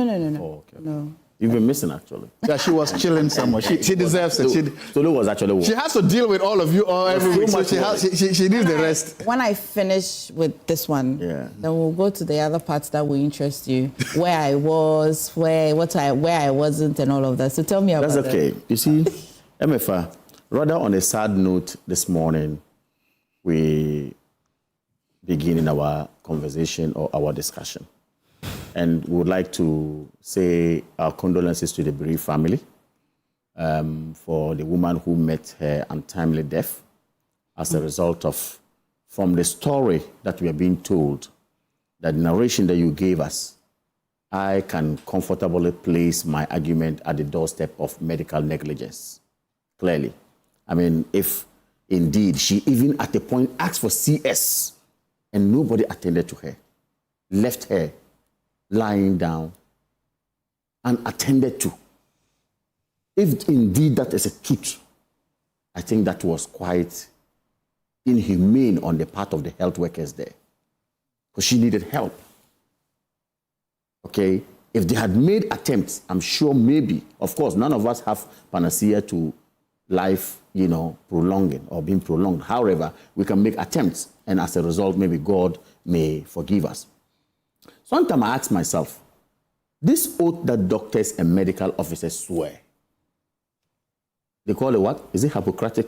Yeah. Oath or so. Yeah. Does it really work with them? You see, I ask this question because Emefa, go or travel into the hinterlands. I am from the northern part, and if I'm from a rural constituency, Nanton. Nanton is a rural constituency. Look, you'll be appalled to see how many chips compound are neglected, left standing, only taken away by goats and sheep. Really? Yes. Many districts, go there, check. Policy makers build some of these structures for health workers to occupy and work to save the people. They will post someone there, the person says it's too far, I'm not going. No wonder recently the health minister is on record to have said that, look, you who refuse your posting would actually forfeit your slot. They do that. Government upon governments will build chips compound health officers. They neglect it. To the extent that that woman who is pregnant there in that community, which has a chips compound that could have given the first aid, has no place to attend to. Has no place to attend to and would have to resort to sitting on a bicycle to be transported to a nearby town where hospital will be. These are things happening in our situations, but we don't talk about it. So I'm not surprised this happened. You see, when I listened to the MP for Lambousier, the chairman of Professor Titus Bay, an excellent gentleman, he was explaining this no-bed syndrome. And in fact, he went beyond what we think about no-bed syndrome, which is this no bed. So he said, no, it has nothing so much to do with the physical bed. It has to do with the human capital.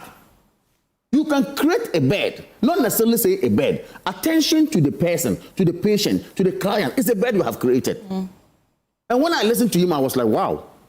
It means we politicians come to sit here. And on health, for me, I do not actually do politics with health. Why? I can fall sick at any time. Sickness doesn't know who is MPP, who is NDC. Sickness doesn't know who is a mother at the market or who is a presenter, who is a journalist. Sickness know no one. Therefore, when we put measures in place to ensure that medical negligence is indeed nip in the bud, and that workers who are supposed to deliver in their line of duty as health workers do same and do it properly, I think we will minimize some of these things. So for me, this no-bed syndrome, yes, we will call for more hospitals. Yes, we will call for more CHIPS compound. But we need human beings to man those CHIPS compound properly and deliver. Look, I know of a CHIPS compound, a health center. For over 3 months, their lights went off, not because of anything, illegal connection, and they were disconnected. This is an institution. I don't want to mention the name of the district in the hospital. 3 months, they were off. They couldn't pay light bill, and they were disconnected, and workers claim they come. So when the woman come to work, the nurses, they sit under trees, waiting for babies to come and then for them to claim they are measuring whatever. I don't know how they say, they weighing or whatever they do. And after that, they walk home. And this facility is sitting there, no lights. Sad. And we have a district director of health. We are supposed to have security supervisors. I don't know how they call their supervisors. GS called the security supervisors. I don't know how they call them. They were supposed to have such supervisors. We are supposed to have matrons who are paid.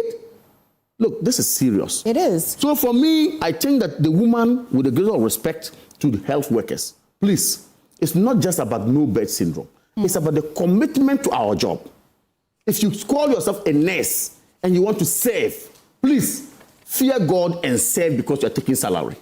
If you call yourself a doctor and you want to serve, please fear Allah, fear God, and serve.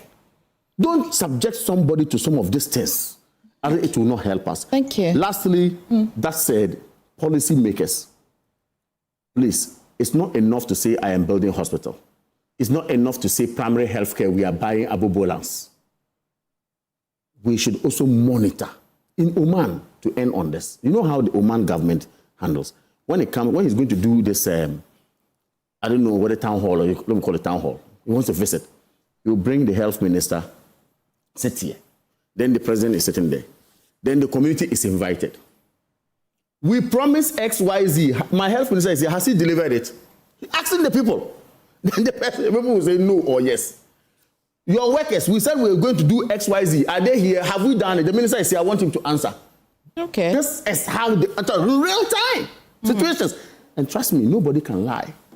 So I think if it's about time we adopt some of these measures, bring the health ministers, bring the health directors, let them give us full account of what is actually happening on the ground. But of course, that said, I will say my condolence once again to the family of the bereaved. Thank you, Kamal. So, Hamza, I'll just brief you, okay? I don't know if you've seen the story. Yes. You have. Good to... it's quite concerning because I think we've discussed this before, this no bed syndrome. In fact, Professor Titus Bay, I like to think, calmed the storm when we were quite confused about what a no bed syndrome, and we seem to understand it better now. So when we look at it at very different dimensions and all of that.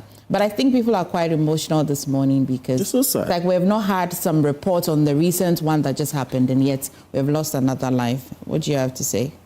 I know that I ask you a question and they say I shouldn't be asking you that question. Don't ask me because there are committees that don't even do anything. Have you heard of the committees? Don't worry, we'll get there. But this is the wrong person to ask. They set up committees for PR.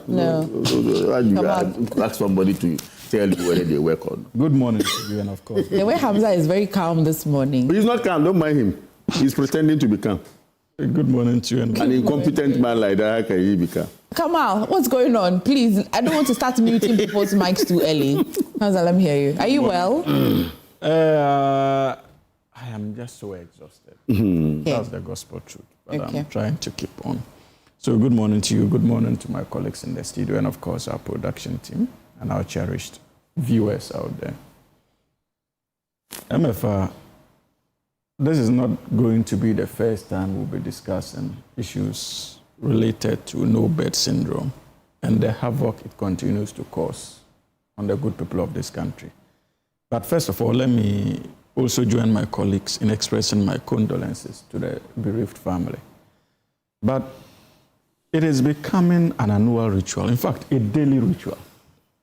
And for me, what saddens my heart is the fact that what we don't get to hear about when it comes to issues of these reckless deaths in our health sector is more than what we hear about. True. I agree.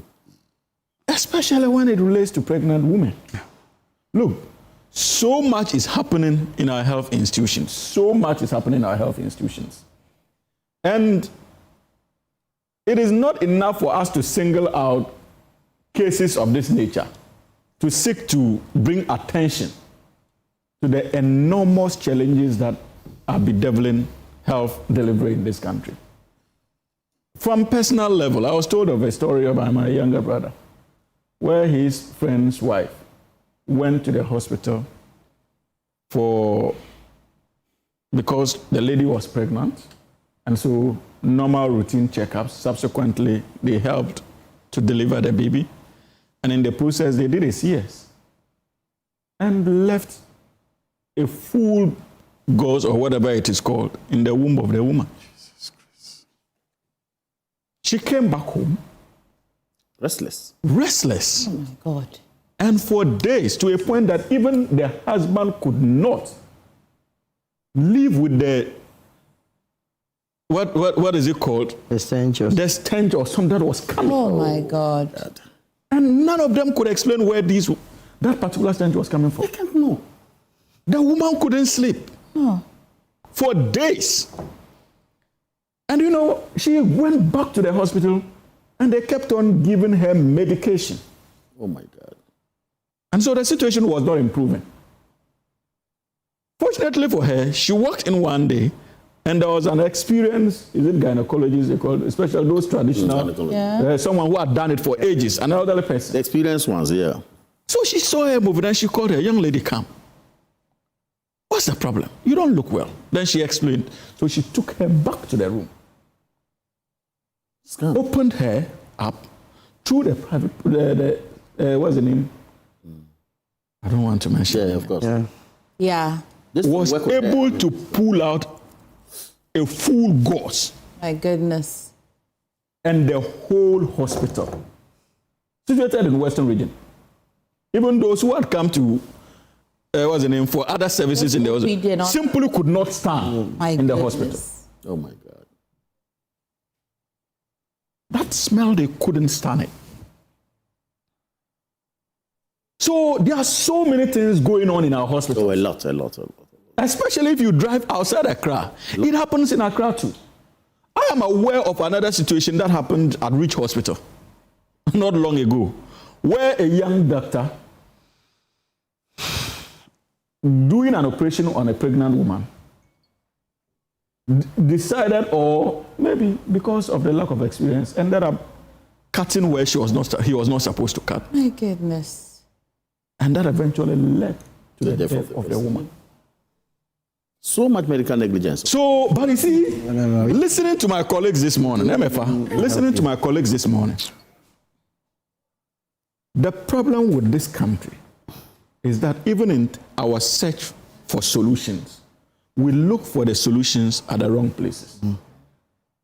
Look, the health fraternity cannot do more than they are doing now. The setting up of committees and possibly proceeding to sanction affected personnel. That is if they actually do. And in the exceptional cases they do, that's the best way they can go with it.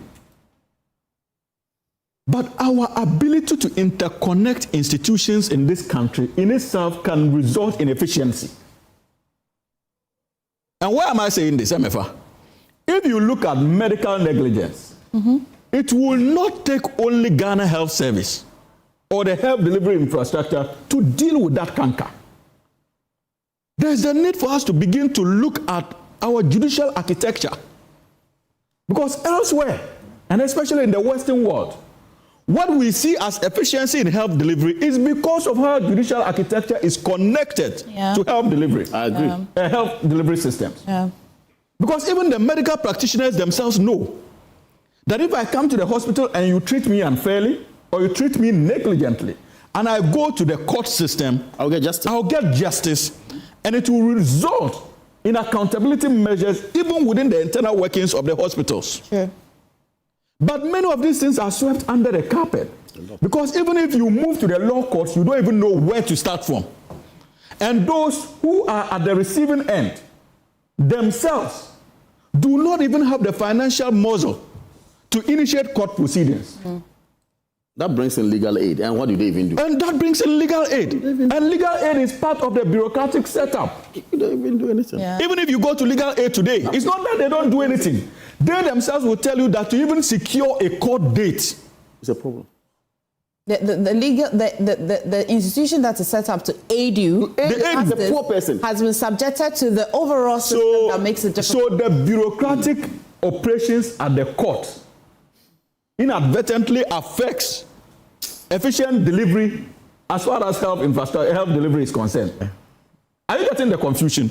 So there's the need for us to be. So, Emefa, if I'm a lawyer and I'm engaged by legal aid, and I go to the courts, and securing a date takes a week or two, or a month, then even getting a hearing takes more, I will be frustrated. Yeah. So the point is, we have reached a stage where government needs to look at how we can interconnect the judicial architecture when it comes to medical negligence to that of efficient delivery as far as Ghana Health Service is concerned. And how do we do that?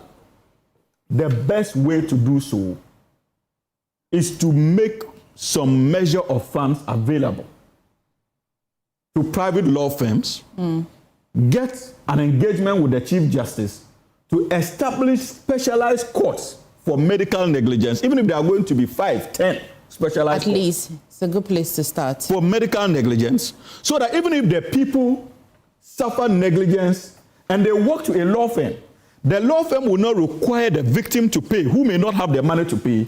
There would have been a financial mechanism where the law firm can at least rely on, provided for by the state, either through National Health Insurance Scheme, another ambit or layer of the scheme that is set aside to fund such medical cases. So that if you come to me as a lawyer and I'm hooked onto that particular facility at the National Health Insurance Authority, all I need will be your details. I institute the court action and National Health Insurance Scheme would pay me for my services to you. Okay, I mean, and so these are some of the things we can consider. Right. But you see, we can sit around this table and talk about no bed syndrome. And like Prof indicated in his interview, why is it that when politicians call, they are able to get bed? Protocol. Can you imagine? Why is it that they tell you that no bed? But when a politician calls or an influential person calls, they are able to get a bed for the person. So the issue is not just infrastructural deficit. The issue has to do with our inability to connect efficiency. Sometimes an efficient sector can cause efficiency in an inefficient sector. So if our court systems are truly working, and we have a medical negligence institutional setup at the courts that guarantees speedy trial, be rest assured that directors of these health institutions themselves would have woken up to the reality because of the huge bills they would have had to pay medical negligence. And that would have resulted in some measure of sanctions. And even in most cases, withdrawal of licenses of practice. Should we charge Hamza to write an article so that it will be a good place? There are so many articles, a little of articles on this subject matter. And then you put the recommendations in there. Hopefully, your government or subsequent governments would look into it. But I'm going to come back to you, Sonny Rocky. Let's go to the. That's your name now? What's the story? Sonny Rocky. 3 minutes. 3 seconds. What is it? It's a long story. I mean, when we went to Sonny Rocky. Remember college, those days were very turbulent. Seniors would bully you. Me, my mother, my parents would give provisions to me, and the senior over there would want to take it. I wouldn't budge. I won't give you. So they will punish me every day. Every day they will punish me, but I won't give you. So because of that, a senior named me Rocky, and then someone other Sonny. So you've been Akufo-Addo since the beginning. I've been a good person. Why must I allow myself to be bullied? You've been Akufo-Addo since the beginning. Let's talk about. I'll start with you, Solomon, and here's how I'm going to go by order. Solomon, when I finish with you, I come to you, Dr. Zato. When I finish with you, Dr. Zato, I will decide which of the political parties will come after the two of you. By the time both of you are done. I suggest I'm not a political party. Forgive me. You should be mindful. Rastaman threw one stone. No, it's very true. Don't let that to confuse you. He himself is representing a political party. What did I do? What did I do in this case? What did I do in this case? I apologize with 10 bags of cement. Oh, good. Now I can go. Forgive me. Okay. So I'm starting with the United Party. Then I'll come to the political analyst. The political party is not flying in this country. It is a clear indication that political party is not dead on arrival. Thank you. Okay. So I didn't mention any political party. I said there's a political party that's dead on arrival. Habib Idrisu seeks full disclosure. Come out. It is Emefa's fault. This this one is all Journalists don't even know about that political my party. guys, It's please dead. join me in apologizing to Solomon. There is a musician. You accept my apology. There is a song There's a called political party there. Jatabrua. It's not a problem. You see, the way Mbana Kamal is laughing. No. Whether or not there is a political party called the United Party, No, there's no. will be abandoned evident come 2028. So I will allow him, give him all the space to be making fun of the United Party. No, I don't. On behalf of Emefa, I'm also saying sorry. Emefa is forgiven. I'm also saying sorry. Forgiven. Sorry, we forgive you. Thank you. Let's start with the United We are saying sorry. We are all pleading on your behalf. You For him to think that you are completely No. It's my apology. Let me reel in it. I wanted to help you. No, it's fine. He's forgiven. Well, he thinks that you are saying his party is I never knew Solo was a policy analyst until today. No. I didn't introduce him as a policy analyst. Okay. No, I never knew. In fact, I can defend that. I can defend my earlier comment. You You have apologized. You have rather. You know what is happening is that you are promoting the United Party. I love it. Okay. I love it. Solomon. So let's start with Habib Idris is seeking full disclosure on the Energy Sector Levy Fund under RTI. You must have seen that. Let me be quick to also put this out that the water supply challenges affected Eastern Accra. So the management of Ghana Water Company Limited wishes to inform their cherished customers around Tema and Accra regions that the primary cause of the current disruption in the ongoing instability in power supply to the Pond water treatment plants and associated booster stations. Basically, they have been explaining why some areas haven't been getting constant supply of water. It's a long statement, but that's the crux of it. But he added a second reason. So it couldn't be only aquatic weeds. Additionally, the occasional influx of aquatic weeds at the Pond intake. Forgive me. Today I'm apologizing a lot. Don't worry. Okay. We are with you. We are doing it together. Aquatic weeds at the Pond intake point has further compounded the situation. While this remains a usual occurrence, the recent heavy rains in the Akosua area also significantly worsened the situation. Basically, these are the two cracks of the matter. That's one. So we know as well that they say that there have been some improvement at the Akosua area in terms of power supply. Yes. However, still we have some challenges as of yesterday. Some parts of the country as well will be plunged into darkness. This RTI, which is supposed to, the one Ghana city, he's seeking full disclosure on the funds we have accumulated so far on the one Ghana city levy, fuel levy. At the time they're passing the bill, in fact, are you surprised that as of now, you don't know how much we have made, first of all, in this request, and then his request for the RTI in its right direction? The request is in the right direction. I mean, our democratic architecture is all about accountability. So if anybody questions the usage of our tax revenue, then the person is only, as it were, enhancing our democratic dispensation. So I don't have any problem with what Habib has done. It's a good thing. They must, as it were, account to the people of this country what they have first of all generated, how much they have generated, and how they have actually utilized it. Maybe someone is using it to be doing his own thing. So I don't have a problem. The only difficulty I have with the messenger, you see, the message must be good as the messenger.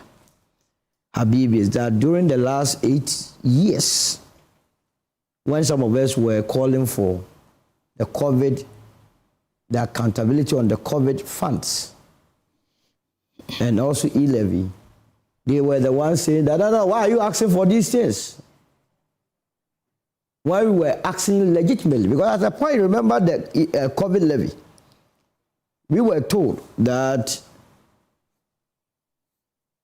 54 million cedis was used to cook food for you and I. I asked you the last time, some time passed, whether or not you ate some. But you told me that you never ate some. Yet, we had a former administration led by Akufo-Addo and Dr. Mahmoud Bawumia come to tell us that they cooked for all of us. Since then, we have been looking for the finance minister that gave us the budget. He has run away from this country. So I'm very happy, and I want to see this minister, the sector minister who has been asked the question, that he is here and he must not run like how Akufo-Addo has run, and give us the answers. If the answers come and indeed someone who has pocketed our money, I don't think anybody sitting on this table will forgive that person, because none of the constitutional provisions, I don't believe that if tomorrow the United Party comes to power and you are fortunate to get a ministerial appointment in there, there is any provision in our constitution that says that having been given an opportunity to serve, you should go and loot. So if you go and loot, then I'll come and sit here and defend you. Then what sort of human being am I? What do you think is motivating him to want to see? Is it that he wants to see whether or not that fund is indeed ring-fenced, or whether or not we've made the projected amount we said we're going to be making annually? Unfortunately, his reasons are not very clear, and rightly so. I mean, under the right to information, you can just request for the information without citing any reason, unless you are going under a certificate. You see it as an urgent matter. Yeah. Even with that, it's not that clear. So he's within his right. But I believe that before you request for an information, you may be having the contrary data, or you go on the suspicion that something untoward is happening.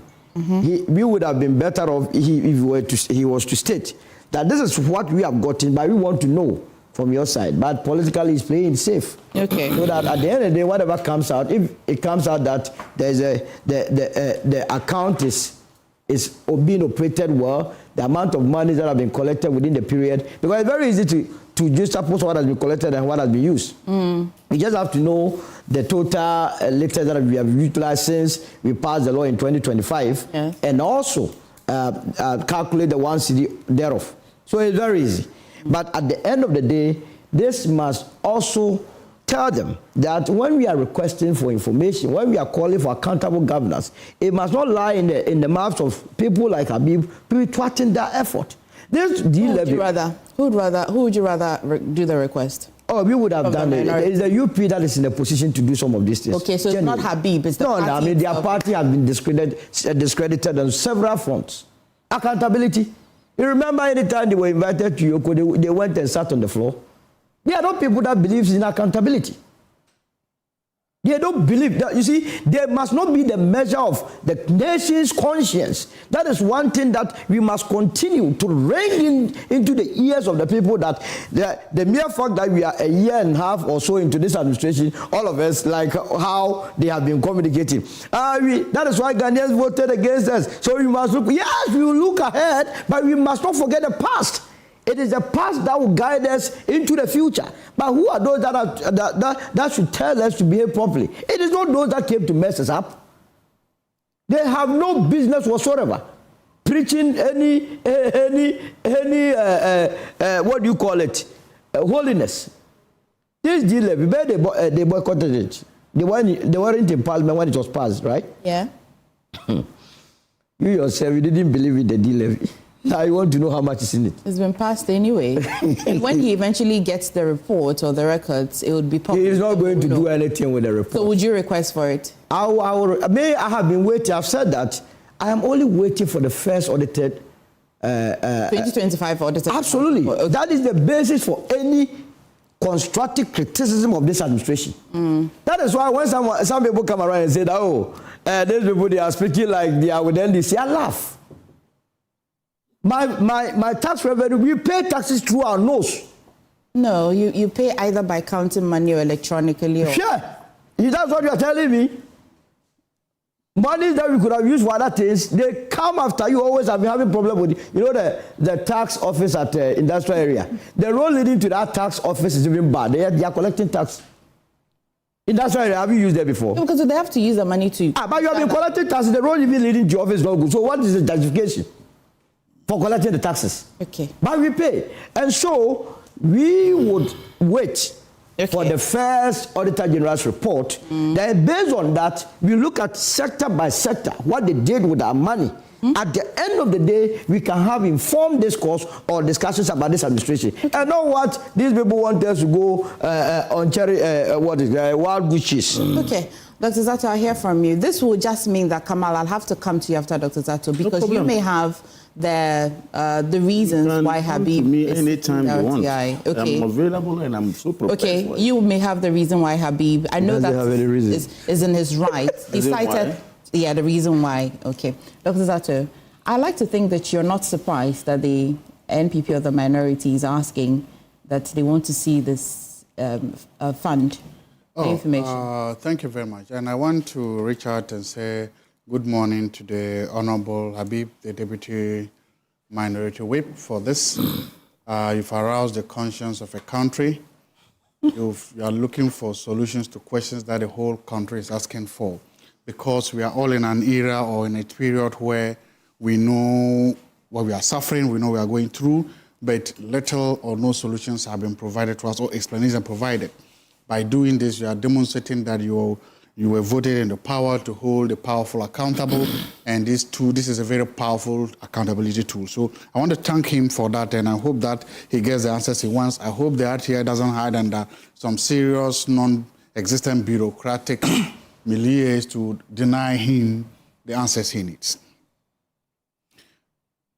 When the D levy was passed, it was presented to us Ghanaians as kind of a magical bullet, as a panacea to the solution or to the problem of doom so. Specifically, we were told that that money was needed to end or to stop doom so. Was that it? When I read the bill, it says that to pay for the energy sector debt. Exactly. That's different from ending. I'm saying, why are you paying that the energy sector debts? Because those debts are contributing to doom so. If you pay the debts and you pay your debts, then doom so doesn't come. So when you pay your debts, it does not mean that you have money to pay for the forward. No, I'm saying. Just by little math. Yeah, no. Okay, I don't want to say. Yeah. The argument was that pay this money, swallow this bitter pill, so that we can keep the lights on. Okay. So the doom so levy was presented as a panacea, as a magical bullet. Okay. To the woes and pathology of the energy sector. You could draw that correlation. They made, in fact, I wouldn't say it's a correlation. I'll come along with you. That was the argument that was made. Yeah. I'll come along. 1. 2. Now we are saying, what is the problem in the energy sector? You've collected this money for over 1 year now, or 1 year now. So, what problems in the energy sector have you solved? And why have we solved all of a sudden in the doom so era? Energy sector problems could be production problems. It could be a transmission problem. It could be a distribution problem. It could be a financial problem or a technological problem. So I want to take the financial out because we have the doom so levy to deal with the financials. So what is the problem? We were told it was transmission and distribution. We were also told later it was fire in Akosua. Yes, fire happened in Akosua. Yes, it took away some power. But Emefa, yesterday I watched a video of you standing right here in front of this. Is it this camera or this one? Which of them? Is it the one in front of you or the one to your right? The one in front of you. Yeah. And you debunked that jam-dam analysis. You did. And Emefa, you did that. You enjoyed this. You made the whole world see that no, there was a production problem. You made us know that the fire in Akosua, yes, it took away some power. But before that, surrogates of NDC. That we had a production problem. I don't think the minister or the energy or the government has said that there weren't challenges before. I'm not saying that. I'm just saying that you told us that. And we saw that. So, the fire in Akosua, in fact, if the system was operating the way it's supposed to be, we could have done well even with the Akosua fire. Akosua Kania. You know, there was a song, Akosua Kania. Yes. You know, I couldn't assign you. I didn't know what they were saying. The fact that it was Akosua and Kania was good enough for me. So, the question then became, so is it a production problem? Is it the fact that we don't have money to buy crude to power them? So what exactly is the problem? And that's why this is important. This money is important to tell us that what did you do with the money? Because the money was supposed to cure or solve the doom so problem. The doom so problem is not solved. So what happened to the money? And that's what I'm saying, that Honorable Habib is a patriot. That's what I'm saying, that the whole country, we need to know. It's a very powerful accountability tool. We need to know. If you collected the money, how much did you collect? What did you spend it on? Remember, So that is the part of it. There was another thing we were told that the previous government did not invest anything in the energy sector for 8 years. That's what well, he said there was less investment. I don't think he said there was define less. So less by what percentage? Mean that they may have done some, but not a lot. By what percentage? Because that's always the question. Tell us what percentage. Okay. But it's less. Because anything, you can define anything as less if it's relative terms. You understand? If I spend 1 billion and you spend 5 billion, you could say that 1 billion is less. You could say that. So less in respect of what? Within what context? Because if when we came for 8 years or 9 years, the lights has been relatively stable. The lights have been relatively stable for 8 years or 9 years. Since 2017 to 2025. Which one is the fact? What's the fact? The lights have been relatively Statement of fact. So we're told that there was no major investment in the sector, but the lights were on. Was it magic? I don't know. Thank you. Was it magic? Last year, we did not sit down to talk about Doomsday like this, 2025. So the whole of last year, the lights were on. Was it magic? So if Nana Addo Dankwa, Akufo-Addo, Bawumia and Alan's party government, they were able to keep the lights on for 9 years without any major investment. In fact, Alan was trade minister. Yeah, I'm just, Kamal, I don't need help now. Let me go. No, because you mentioned... No, you need help because the two of you are... So if they see, the Akufo-Addo, Bawumia, Alan government, if they were able to keep the lights on until the end of 2025, what were they using? Magic? Witchcraft? You said there's no major investment, but they kept the lights on. Just these 3 months and you have a problem. So that's the second thing. That's why we also need to know this money. Where did the money go?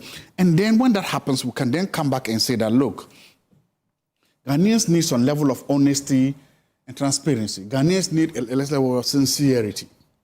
Tell us if it's a generation problem. What do you think? So you think what? Everything the minister mentioned, he was not sincere or what? What else would have been believable to you? The real issue, the money. Where did the money go? This is my theory. I think that, when the government came, they removed the e-levy. They removed the betting tax. Policy analysts will tell you that. And the COVID one too. Yes, they removed them. Policy analysts will tell you there's actually nothing like policy cancellation in government. They do reform. Sometimes it will be the same policy but a different name. Sometimes they just move things around. Because if you remove the betting tax, it creates a big hole in the government budget. Something must fill it up. I want to believe that this de-levy money has not been exclusively dedicated to this, but that it's gone into part of what? Government machinery. I have no problem with that. If you use it to help pay salaries, I have no problem, because a finance minister cannot go and borrow to pay salaries when there's this money sitting somewhere. If you use it for state machinery, I have no problem with that. But at least, because of matter, if we dedicated that money exclusively to the energy sector, we wouldn't be where we are today. Okay. Well, Kamal. Well, Emefa, you see, this whole RTI application that the deputy whip, of the minority side in Parliament has triggered is clearly grounded in law. Section 18 of Act 989 is clear that every single citizen of this country who demands information to public performances can rely on the law to do that. And that's exactly what Honorable Habib has done. If Solo has a problem with why should it be Honorable Habib, equity law, the lawyer is here, will tell you that equity doesn't favor the indolent. If you decide to become indolent and someone is actually working with equity or seeking equity, and of course, you should shut up. You shouldn't be the one saying, why should it be him? That's why I said the law allows him to do what he has done. Now, again, I was listening to you. You said, why? It shouldn't be Habib. You didn't listen to him. I listened to you, my brother. He said it should be somebody from UP. He said, well, I listened to him. I beg you, please don't do that. He said it should be someone from UP. Why? You are a citizen more than him. Why should it be somebody from UP? If UP have decided to go sleep and UP have decided to dine with the people who are not doing what is right, then someone is doing it, you want to blame him? What point are you making? So let's move on. You see, Emefa, why did he trigger this? Last week when we sat here, I personally said that it's about time we triggered the RTR law. Okay. To get further information on what is happening in the Dumsor arena and why our country has been subjected to Dumsorization. I actually sat here and I said that. And my brother sitting here jumped in. What kind of incompetence is that? What is incompetence? So I'm so surprised that Habib has actually taken the move. You're so surprised after saying that you... I said, I am not surprised that Habib has taken the move. Okay. You see, you jump... is not yet able to get over what happened. Oh, my brother, forget about what you said. I'm saying that he jumped in trying to make and had nothing to say. Everybody and their You see, we didn't make those laws because we want them to be certain on papers. We made those laws to test them. Especially when it comes to we paying a whooping 1 Ghana cedi every blessed day. I say every blessed day because none of us sitting around this table or on this table, okay, doesn't buy fuel. All of us buy fuel. All of us sitting here buy fuel. And each liter you buy, you pay 1 cedi. And even before that, there's a law called the Energy Sector Act, which also a Levies Act.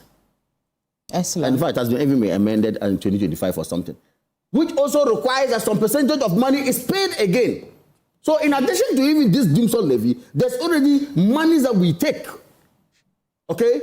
Section 3 of that law says that the minister must create an account for such monies to be paid into for the management of the debt or for the purposes of why those monies have been collected. Again, Honorable Habib is grounded to ask questions based on Section 3 of that law again. So, yes, since he has triggered it, what we expect now is get information or get response from the ministry. Okay. But you see, to where we are today, who are we to believe in this Dumsorization matter? I should be asking that question. No. I would believe you and Kofi Jumah yesterday. I watched you. And that excellent job done by Kofi Jumah and his research team, excellent job. In fact, when John Jinapo was in opposition, the same position he took when Kofi Jumah and co, it was exactly what Kofi Jumah and co did. Let's face facts to Ghanaians. We have a generational problem in this country. If they say our peak is over 4,000, are we actually generating to our peak? No, the answer is emphatic. And that happened before even the explosion in Akosua. That is clear. So your question as to who to believe, I'm believing you and Kofi. And Joy News for a great job done. And that is for revealing the truth and telling Ghanaians where we are. Not semantics.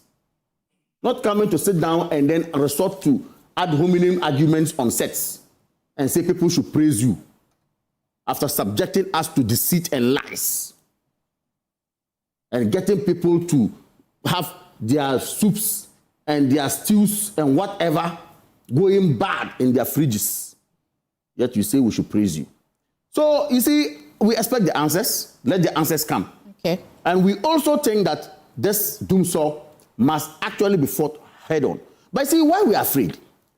When a snake bites someone and the person actually survives from that snake bite, the next time it sees a millipede, you know a millipede, that person thinks it's a snake. To it? To it. I'm trying to say that what we went through in 2014, between 2014 and 2015, when it started, they started giving us such excuses. Oh, gas pipeline was broken. They will fix it. It took us over 1 year. That's the snake bite.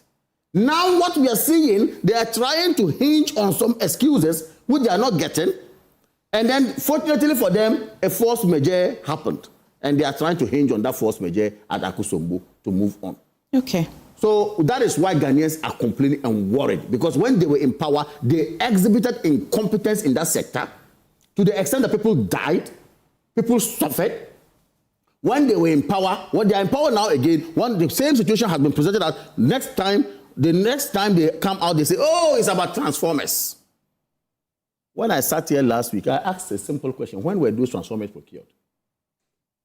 Nobody could answer, though, only to descend on people. When I checked, the transformers they are using to change were procured by the MPP, not the NDC. The obsolete job. So the forward thinking of MPP is what is actually helping us, even if that is what is the panacea. Not even their thinking. Okay, I did my checks with former MD of ECG, former members of the board of ECG. When was some of these transformers procured? Clearly, since John Japo and Co came, they have not procured any single transformer yet. The containers they claim were missing were harboring some of these transformers. Find out. The containers they claim, they said, but John Japo said it was missing. Later on, he came to say it was not missing. Later on, he came and said, oh no container was missing. Those transformers, some of them were in it, and they are using it to work. And yet you won't give credit to MPP, and you want to say bastardize MPP. We will call you boot for boot and move with you and let you do what is right. So look, until you fix this doomsaw, until you do what is right and stop the needless excuses. Okay. Hamza, let me hear you respond. That's the truth. They didn't buy it. They are like, why did they buy transform? I have decided, because of issues of time, not to accept the invitation of my brother Kamal to attempt to remedy the embarrassment he suffered on this platform. Oh, my friend, get away. Who suffered embarrassment? So choose your words well, my friend. You suffered an embarrassment. Who suffered embarrassment? You sat here and lied to your teacher. And you are doing everything. You don't even know what you're talking about. You are doing everything within your power. Stop doing so and stop doing what? Stop now to the substantive issue. This process since I was not here last. To the substantive issue of which institution did Habib write to? The energy. He's not even aware. He doesn't read. Oh. First of all, I told you that he's here. The backlash, it trended for a week, so he's here attempting to equalize. So let at least, he's a gentleman. He needs some measure of acceptance. So let's allow him to be accepted. I can understand. What he was subjected to in the last week is not healthy. He needs some confidence to be re-injected into his system. So I can pardon him. You see, Habib, the Honorable Deputy Chief Whip, has done what in law we cannot fault him for doing. And that raises a fundamental issue of how we interpret our laws in this country, especially as lawmakers. And the opportunity cost of how we take advantage of these laws. Emefa, if you look at Article 187 of our 1992 Constitution, that talks about the Auditor General. It says clearly that the public accounts of Ghana, that is under Clause 2, of Ghana, and of all public offices, including the courts, the central and local government administration of the local government administrations of the universities and public institutions of like nature of any public corporation or other body or organization established by an act of parliament shall be audited and reported on by the Auditor General. Take notice of the fact that even the 1 Ghana city levy on petroleum products is part of their public accounts of the Republic of Ghana, which will be audited. That's one. That is not all. It also says that the Auditor General shall, within 6 months after the end of the immediately preceding financial year, it says under Clause 6, that Parliament shall debate the report of the Auditor General and appoint, where necessary, in the public interest, a committee to deal with any matters arising from it. Emefa, what this tells you, this provision tells you, is that at the end of the last financial year, his intention is to disrupt me, but I will not be disrupted. So at the end of the financial year, the objective or the requirement is that the Auditor General will present his report to Parliament. An outfit or an institution that the Honorable Habib is a member, he would be given in that report, he would get to know the proceeds accruing from the 1 Ghana cedi levy. Then he is even given an opportunity where he is not satisfied to establish a committee to probe further. Now the question is, what prevents you in a way of judiciously using our resources and appreciating the mandate that you are given under the 1992 Constitution as a member of Parliament? What prevents you from taking advantage of this constitutional injunction, an opportunity presented to you as Parliament? Or what is it that the RTI can give you that this elaborate procedure provided for in our Constitution will not give you as a member of Parliament? If it was being written by the Honorable Kamal, I can understand, because he's not a member of Parliament. So that is how we recklessly, even in opposition, abuse laws under the guise of ensuring transparency. Because even in the process, cost implications would have to be incurred by the Energy Commission in providing that data, a data that Parliament, at the end of the day, Parliament would have access to, just simply because of our politics. But mind you, I think that they also didn't even avert their mind to the RTI law. And what does it say? If you go to the power to defer, under section, should be section, just a minute. Where a public institution is unable to deal with an application because the information required is not, no, that's not it, sorry. Information readily available, great, under section 21. It says, where a public institution receives an application for access to information, which to the knowledge of the public institution is readily available in an official publication held by another public institution, the public institution shall direct the applicant, no, that's not what I want, deferred access, 22. A public institution may defer access to information if it is information, A, which is required to be published within 90 days from the date of receipt of the application or the transfer of the application, or B, this is critical, which has been prepared for submission to any person and is yet to be submitted.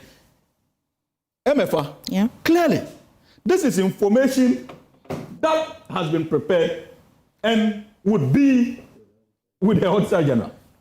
So even the law gives them the opportunity to defer it and tell the Honorable Habib to wait until the report comes to Parliament. The same thing. Yeah. So I do not understand how the Honorable Habib would have been part of Parliament. He wants the information now. Oh, but I've just told you that even the law he's referencing says that it has to be deferred. And he's a lawmaker. He ought to know that. Now, but you see, he's a citizen of Ghana. He's allowed to test the laws. It is left onto that public institution to also interpret and apply it in a way they understand it. Mm. If he has issues with it, fair enough. But the basis of my call is simply to let you appreciate that the right to information is not rooted in any good sense or good conscience, but simply politics as usual. That the MPP takes pride in. Basically, that is it. But Hamza, because he knows that you are not a lawyer. Are you talking about the right to information? I want clarity. But I have clarity. I need some clarity from you after. I need some clarity. Hello. Speak to me. Yes, I'm saying, are you talking about the RTI as a whole? Or RTI really when the political party? He's a lawyer. You have to give I am telling you that what he seeks to do, I'm not talking about the RTI as a whole. I'm telling you that what he seeks to do is simply political mischief. Okay. It's simply political mischief. Okay. Now, I listened to Dr. Zato and Kamal double in the issues of Dumso. He made the point that they have taken 1 Ghana cedi and yet there's Dumso they are not able to pay. Clearly. And you see, that is why I say that people don't read when they should read. And by people, do you mean who reads? By people, do you mean specifically you? And I'll demonstrate why. It's a lie. It's a lie. See, I like the fact that you read. Don't worry. Who reads? See who reads. See who reads. Let's go. Let's do the reading today. Today, let's do the reading. No. Hamza has a way of doing this so that he will extend his hand. He will talk more than Today, we'll see who reads here. Let's go. Last week he did this. But he just said last week he did this. nonsense. He's not going to start. We'll see who reads. Let's see. Today we'll see. I think I need. No, we will see who reads. Today we will all see. No, last week he did the same nonsense. I let him go. Today we'll see. I'm doing it. Yes, we'll see. Let's demonstrate. Today let's go. We'll go. I listened to the minorities press conference, and they made the claim that the reason for the doom so is the fact that why your eyes so red? That the NDC government failed. I told you earlier on that I'm exhausted. So when we're starting the program, and you guys were sweating. I told you that he's trying to make up for his embarrassment last week. Let's keep the audience. They are not. You see, I think that the strategy of the MP now. Hamza, don't get the impact I'm making. You have to be landing because the time. The whole of this week is being. Hamza. So now, but let me make my point. Let me be landing in 3 seconds. No, I can't be landing in 3 seconds. Why not? No, I can't because you saw what happened. Yes. But you also know who do this. I've not started myself. Hamza. No, but that's fine. I'm not saying that. If you don't like me to speak, I'll keep quiet. You love to keep quiet? Yes, I'll keep quiet. I don't have a problem. I will not contest that. So allow you. You are not being fair. Why are you? But I will disrupt the show. My keeping quiet doesn't mean that I won't disrupt the show. So what I'm saying, I just said be landing. No, I can't. But you can't talk forever. Yes. I haven't even stopped him. I said that but be wrapping your thought. Let's to be fair. Yes. He has been interjected. He was here while I spoke. He spoke. I just made reference to I'm not stopping Hamza. I'm not stopping. No. When they move from RTI to Doomsaw, you don't want me to respond. Yes. To the ignorance being spewed out. The opposition was not ignorant. If you don't know. So let me make You see, there's a tendency here for you, Hamza. You see, I kept quiet when I was talking. I kept quiet. You see, I didn't say anything. You must understand. If you are trying to no. We'll start all over. Wait. You see, all of you, let's start. Wait, all four of you wait. Let me recalibrate and remoderate. Fantastic. Please, wait. Do so.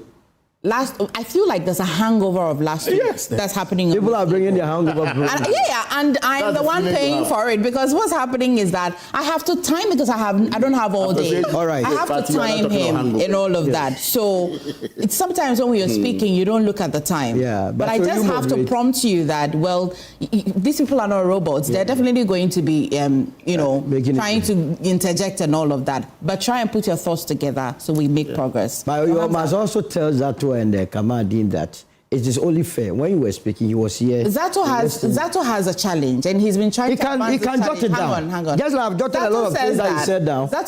You know what? The courts are watching as the audience. Yes.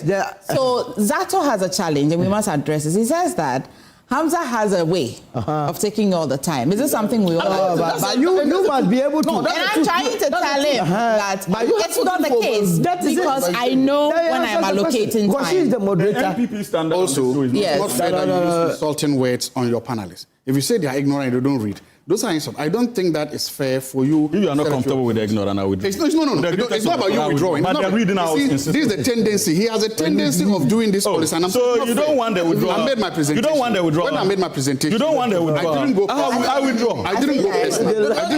Because we can all do it. I said I will. We'll monitor him moving forward. That's a lecture, so it's very important that we. But I will still insist that people should read.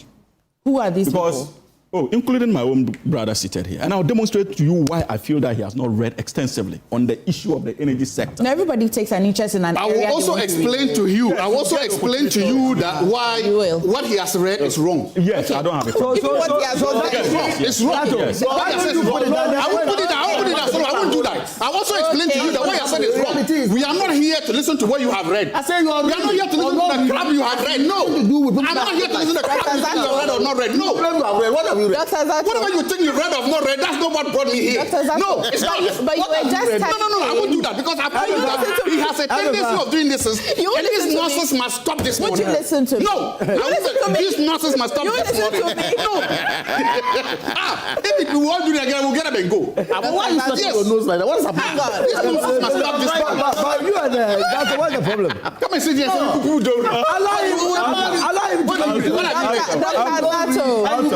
Come on. Kamal, I'm going to have to give all the time to Hamza because we're doing this. This is what we're doing. Hang on. No. We will agree with no. Allow him to. Hamza, please sit up, and I need to address all of you. The Thursday cohort, all of you, because the Thursday cohort, you're becoming notorious. Yeah. I'm not part of. You are becoming notorious. I'm not among Sonny Rocky. You are instigator. Just for the sake of time, Kamal, respectfully, when you were making your point, I just want to draw your attention. Hamza was all quiet, so don't interrupt. It started earlier. I'm not talking about now. I'm talking about since the start of the show. Just to be fair, Dr. Zato, you have told him not to use insulting words, but you have just used crap as well. Tell me the difference between crap and, and all I'm just trying to say that. So I'm saying that. Let's not do that. All right, so let's move. Let's move on. You see, Emefa, first of all, but now we are timing, right? The energy sector. With time, and I'll come back to you. Yes. The NPP's minority reference. Yes. In their press conference, based on which my brother advances the argument that even one Ghana city levy has not been able to resolve the issues of power outages, was one rooted in their failure to even read the very document that was presented to them in November as the budget for 2026. Because if they had read it, that energy sector recovery plan that Nana Addo championed, aided by the World Bank, had 4 thematic areas. One plank of it had to do with renegotiation of IPPs. Yeah. In the budget presented, the Minister of Finance indicated that they renegotiated with the IPPs that resulted in government savings of $250 million. I recall that. I reported it. So that was commitment. The energy sector plan, recovery plan they left. So you cannot be saying that government is not committed to it. Exactly. Secondly, another important plank of it has to do with what? Revenue mobilization. And government has indicated to you that because of the full compliance with the cash waterfall mechanism, for the first time, ECG moved their annual revenue from about 90 billion to 1.67 billion Ghana cedis last year, unprecedented, about 90%. That was full compliance of the cash waterfall mechanism, another compliance of the second pillar of your energy sector recovery plan. Now, another issue had to do with renegotiation of legacy debts. In that same budget, the minister indicated that they renegotiated legacy debts in the energy sector. That resulted in reprofiling of the debts. That moved it from 2024 now to 2028, 4-year grace period for us to pay. So you cannot look at these pillars. And when it comes to technical losses, the minister announced through the Minister of Energy that there is even a PSP in place that will take charge of distribution and revenue mobilization or collection when it comes to ECG operations, all intended to ensure that we cut the losses. And even the meters that were imported and being deployed, that many of you refer to as Usain Bolt meters, were all intended to cut down the technical losses. Compliance with the 4-pillar, anchor of your energy sector recovery plan. So if you organize a press conference and say that we have done so because we failed to comply, it clearly shows that you don't even read the very official documents that are before you. And that's why I'm justified. And the one Ghana city that was introduced was still in compliance with your revenue mobilization requirement of that energy sector recovery plan, intended to make sure that we make amends.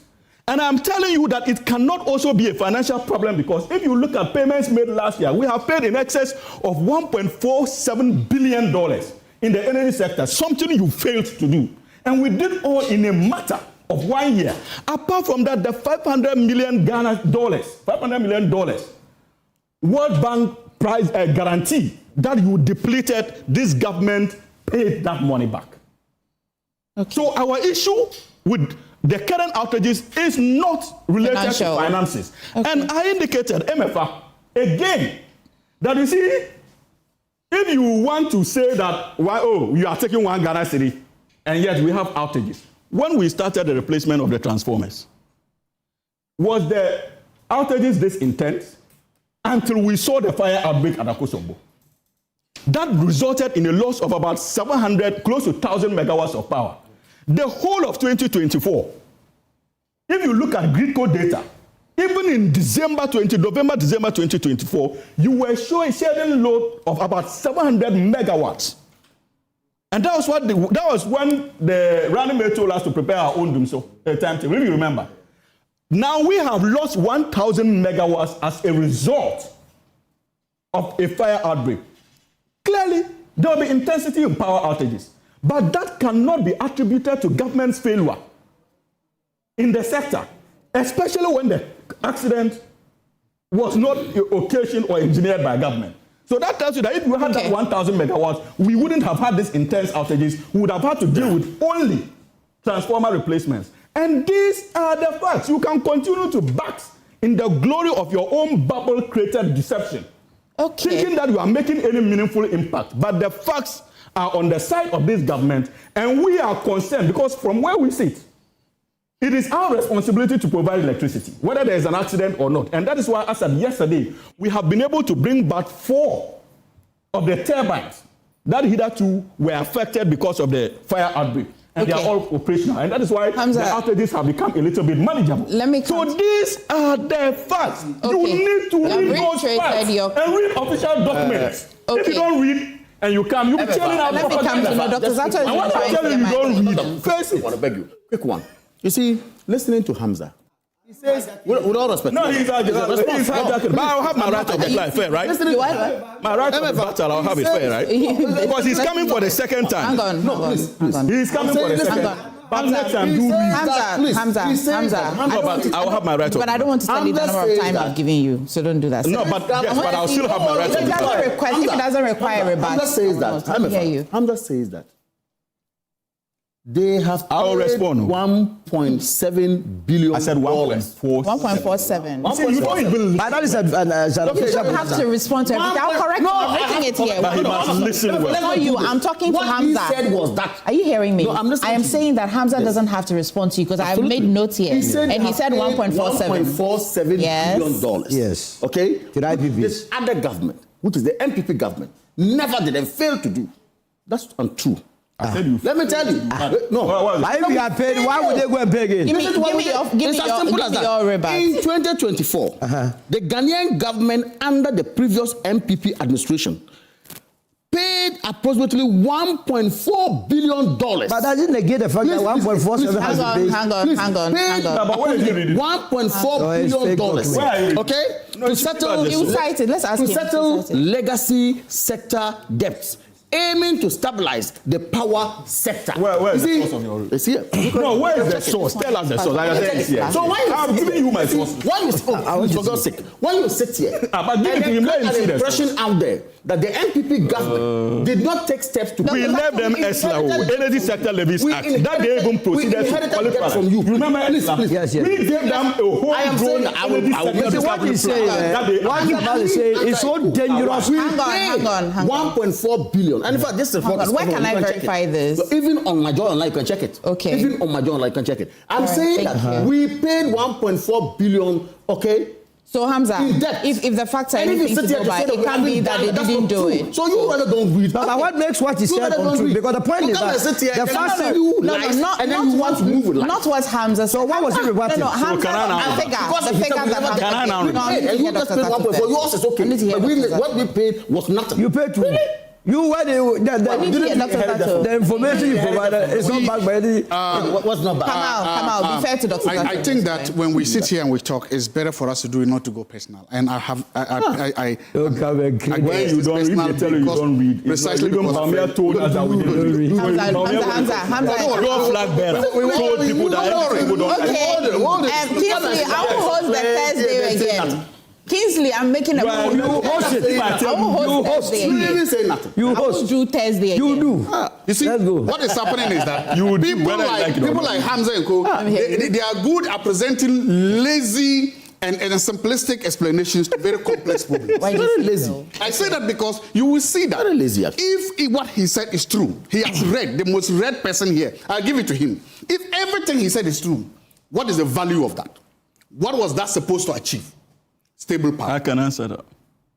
If everything he said is true, granted, I give that to him. The ultimate objective is that the value, the raison d'etat of all that is that stable power. We don't have stable power. So that means that even whatever he said has come to me. This is usually we don't have stable power. We had stable power last year. Now here. We did relatively. No, they just came into power. Inheriting whatever that was done, whatever investment that was done. When you were almost getting out of power, you know that there was almost a crisis. Yes, almost a crisis. Then it's done. But there's a crisis now. So the point I'm making is that yes, we've come here now. But then when he was almost, but then let's look at the situation. You see, so if you have done all these things, the barber outside there should know that you did all these things so that he likes to stay. The hairdresser outside there should know that you did all this, he likes to stay. That hospital, that chips compound in my village should know that you've done all these things. So you can explain, as somebody said, you go explain tired. At the end of the day, we said it last week here, the lights off is like pregnancy. My lights go off and then you tell me that I don't read. Fine. His lights go off, you say he doesn't read. Fine. Your lights go, you say you don't read. You are the chief reader. Continue reading, the lights are off. Then we go back to they should know. They should not agree. I don't read. I understand. But fortunately, I'm not a policy maker. But then you then go back to this and say, you're a policy analyst. Yes, so not definitely maker. you must Policy analyst. I said no maker. He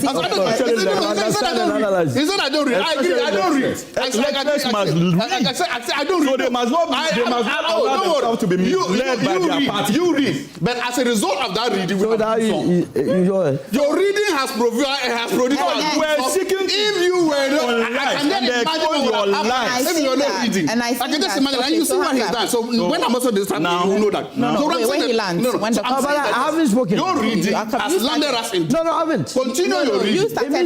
Immediately after he came in. And I was asking whether you have given the test. I only came into my right of rebuttal. I have not done any rebuttal. He has not done any rebuttal. So what I'm going to need is a clock in the studio and a timer. We don't even need an accurate timekeeper. to moderate properly. But you need me to moderate properly. Yeah, that's all. You are giving a hell of time. So noisy. Yeah. If you need me to moderate properly. You are the noisiest person on this station. You are the noisiest person. You are making today we will not let you use it to try to disturb the You won't do that. You have perfected that art, and from today onwards, I promise that if I'm here, I won't let you do that again. He does that. Before he hacks the whole show, before he realizes he talks about everybody, it won't happen again.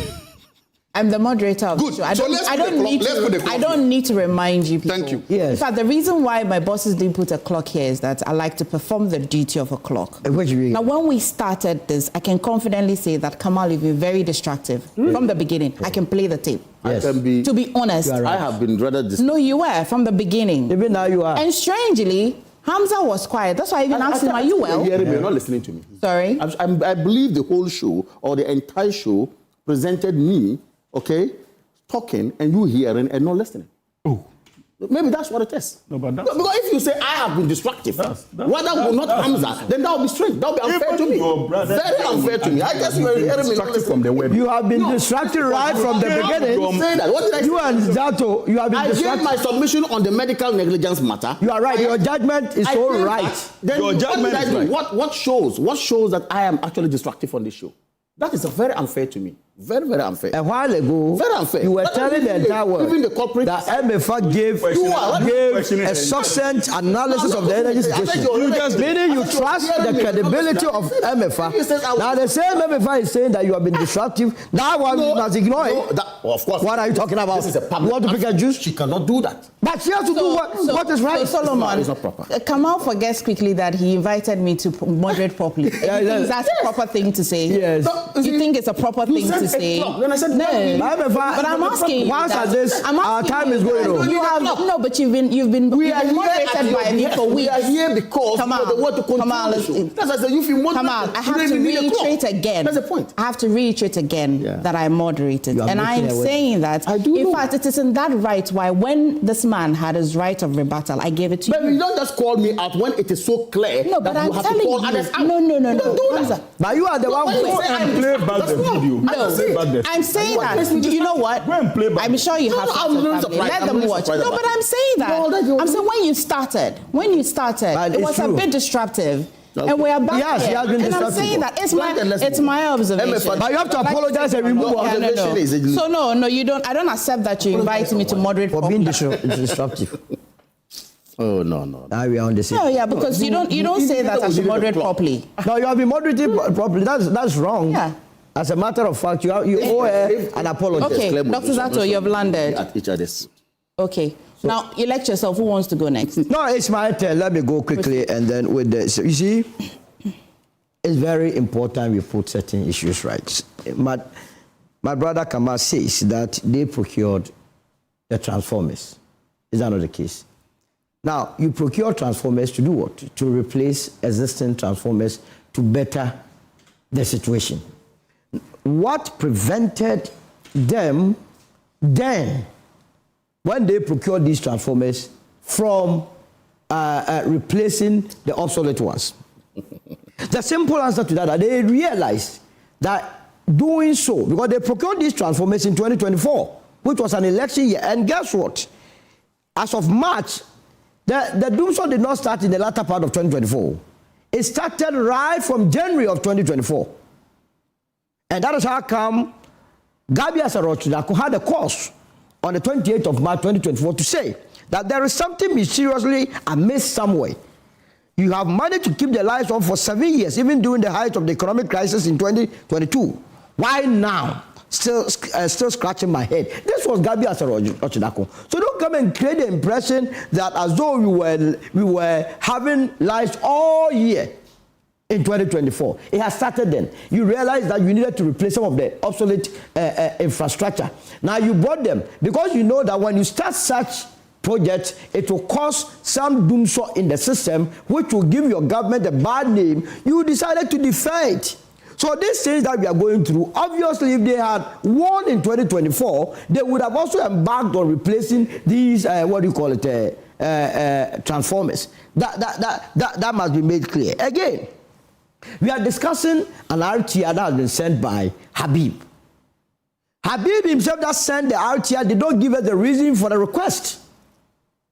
I don't know. The RTR requests you to explain why you... No, he didn't. What I'm saying is that the proponent, the owner of the RTI himself, did not give us the reason for the request.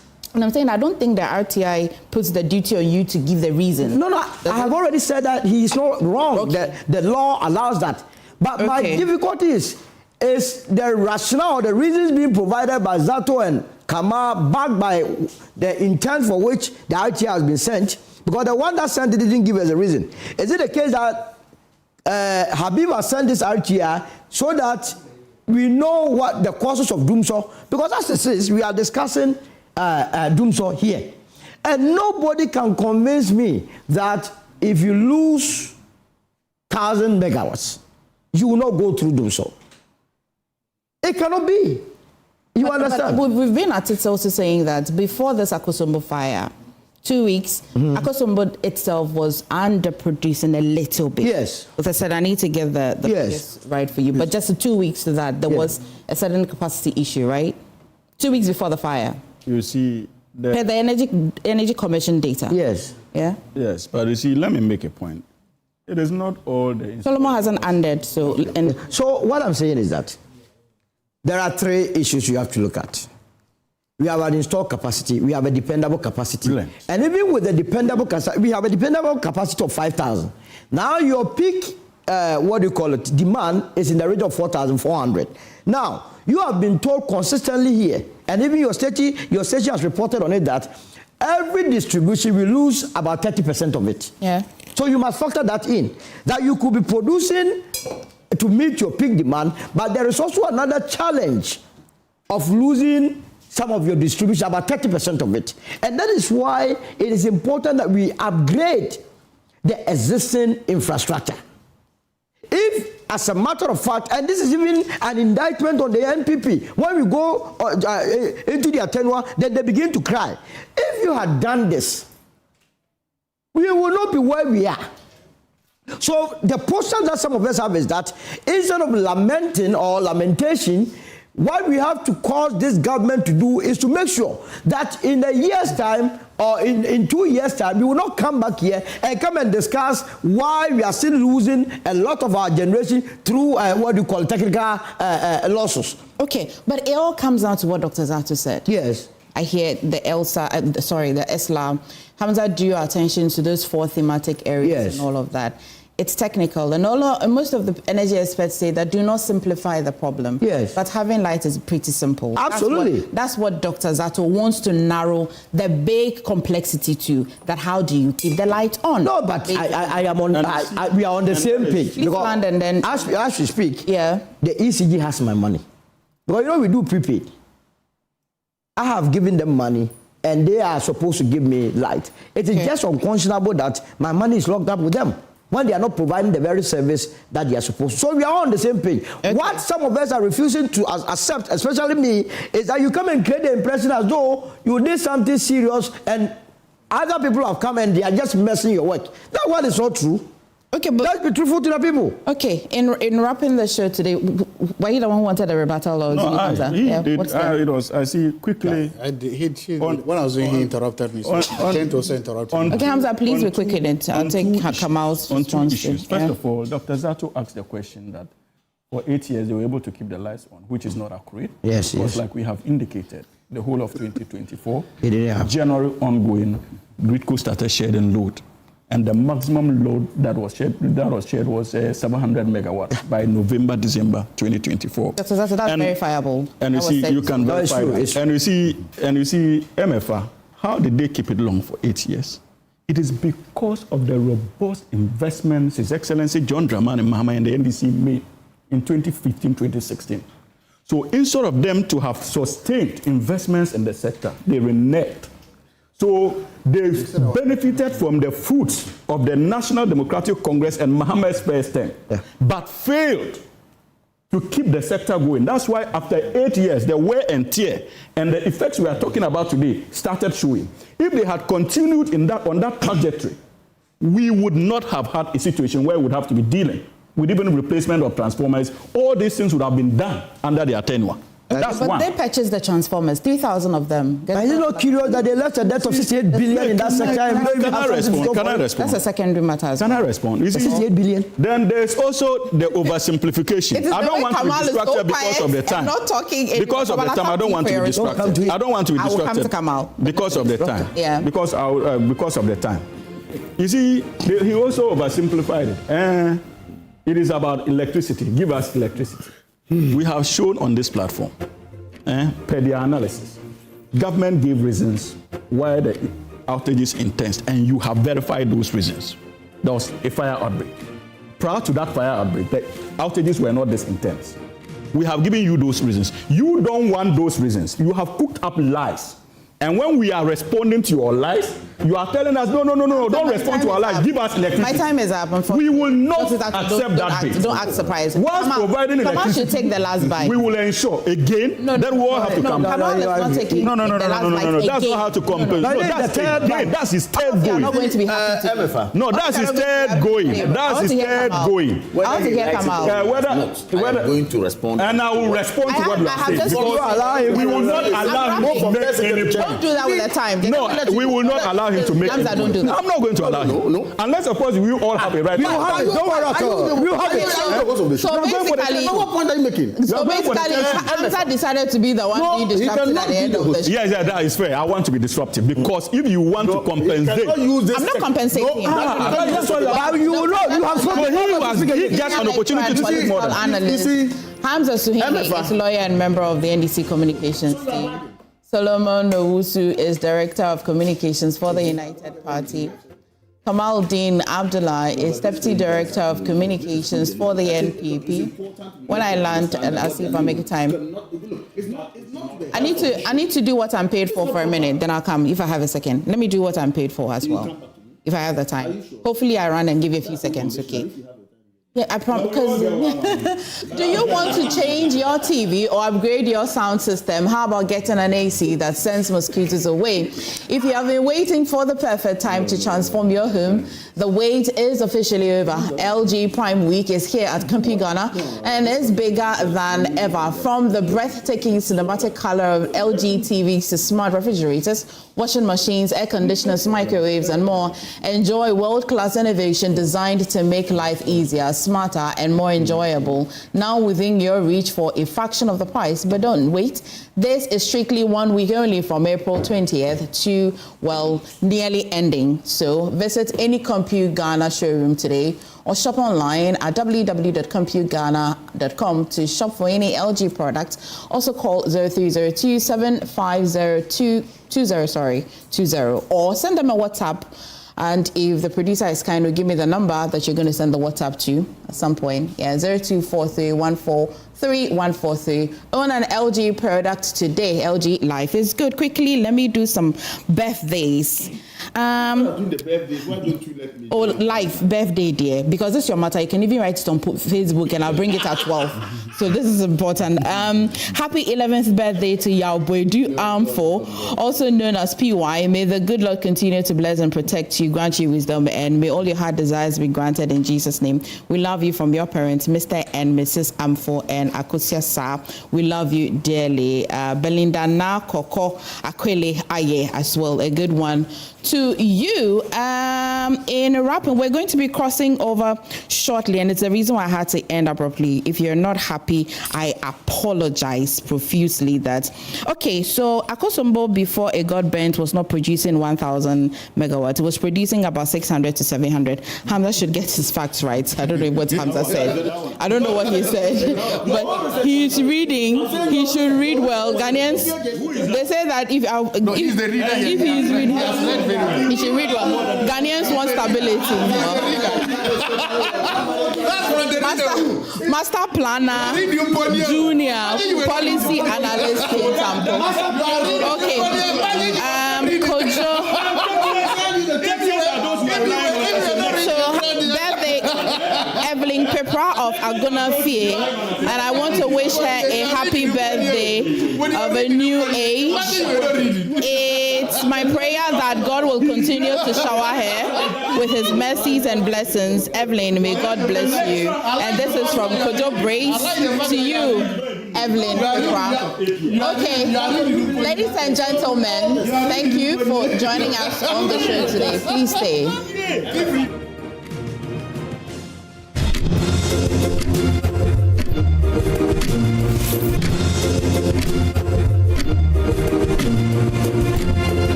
Another week is here on the greatest of all time show. My name is Giovanni Clip, and tonight we're bringing you talent. Contestant number 1, let's bring Baby Car. Let's bring. He did it for you. Cut. Oh, there is a leakage. Where's the plumber? For quality and durability, insist on Syntex pipes. If you want quality, this be where you belong. Strong, tough, and reliable. Your perfect match to your trusted Syntex pipe. Syntex pipe, it dey carry water, no wahala. Syntex pipe, it dey make water dey flow. Syntex, and you're strong, and you're tough.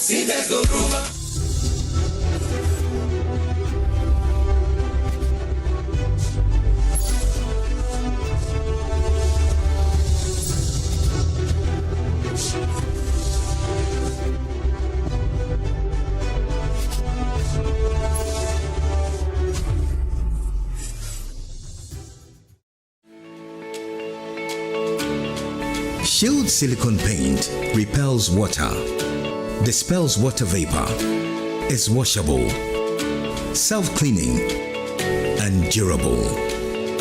Now, you can appreciate how and why Shield silicone paint is super strong and thus able to do what other paints cannot do.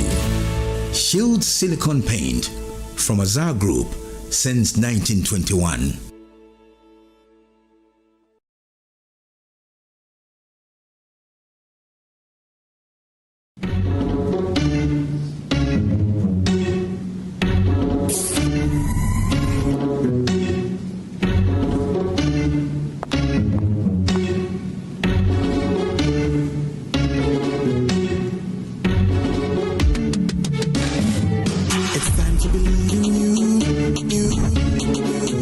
are changing, so should you. If you're dreaming, don't be afraid. And in the valleys, keep your head up high. Dare to dream with Puma drinks. Yeah, believe it, you can achieve. Oh yeah, clap your hands for the whole new vibe. Make we set the vibe. Oh yeah, come alive. Let me hear you.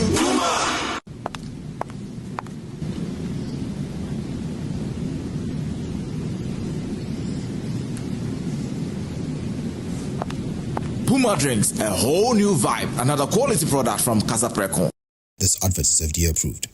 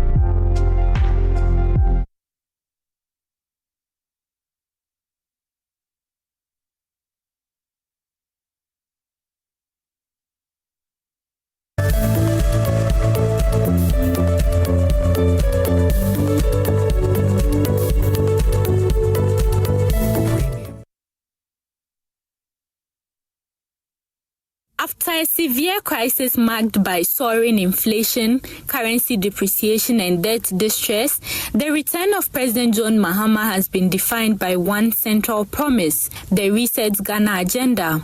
This plan aims to steady economic improvement, rebuild confidence in public institutions, and ultimately improve living conditions for the average Ghanaian. Long before the latest economic data emerged, President Mahama had promised decisive action within his first 120 days, ranging from tax reviews and financing for women-led businesses to job creation programs and reforms in state-owned enterprises. This agenda was formally cemented during his first State of the Nation's address in 2025. Yesterday, February 26, 2025, marks exactly 10 years since I stood in this chamber at this very spot to declare my determination to fix Dumso, a legacy problem of power shortages. And Mr. Speaker, I fixed it. Yes, I promised to fix it, and I did. Mr. Speaker, today, inspired by the Almighty God and propelled by the massive mandate given to me by the good people of Ghana, I am moved to make a similar purposeful and bold declaration that I, John Dramani Mahama, I will fix the economic crisis confronting our country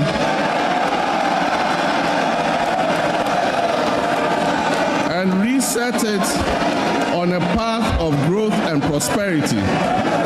Building on that foundation, the Finance Minister, Dr. Atto-Forson, positioned the 2026 budget as the next stage of that promise, shifting the focus from mere recovery to productivity and employment. For the government, the argument is clear. Fiscal discipline, lower inflation, cedi stability, and the renewed investor confidence are no longer just targets. They are the essential building blocks for national transformation. Mr. Speaker, the 2026 budget marks a decisive shift from recovery to transformation, from resilience to productivity, and from stability to jobs. Mr. Speaker, Over the next year and beyond, government will focus on 3 priorities: reset for growth, jobs, and transformation. Speaker, the first will be consolidating the macroeconomic stability. The second will be accelerating economic transformation and job creation. And finally, strengthening security and social sector for inclusive growth. Right Honorable Speaker, our vision is clear. A Ghana that produces more than it consumes. A Ghana that exports value-added goods, not just raw materials. A Ghana where jobs are decent, incomes are rising, and opportunities shared by all. The data presented by Dr. Atufo suggests a sharper than expected rebound.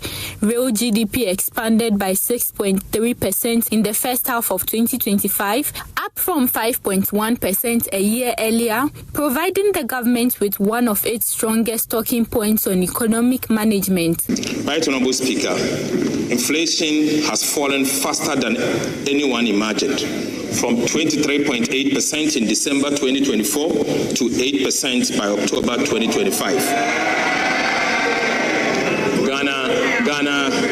Ghana is back to a single-digit inflation. This was not by sheer luck. It is the outcome of disciplined fiscal policy, steady monetary management, stable exchange rates, and strong domestic production.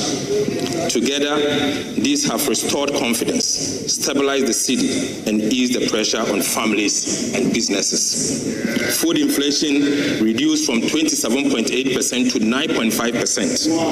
Prices of everyday food such as tomatoes, garden eggs, okra, and fish are finally falling. The shift in inflation is perhaps the most visible change. At the height of the crisis in 2023, inflation surged to over 50%. By December 2024, just before the new administration took office, it remained stubbornly high at 23.8%. Today, however, the story has changed. Inflation dropped sharply to 5.4% by the end of 2025, falling further to nearly 3.2% by early 2026, the lowest level seen in years. Inflation declined from 23.8% in December 2024 to 3.2% as of March this year.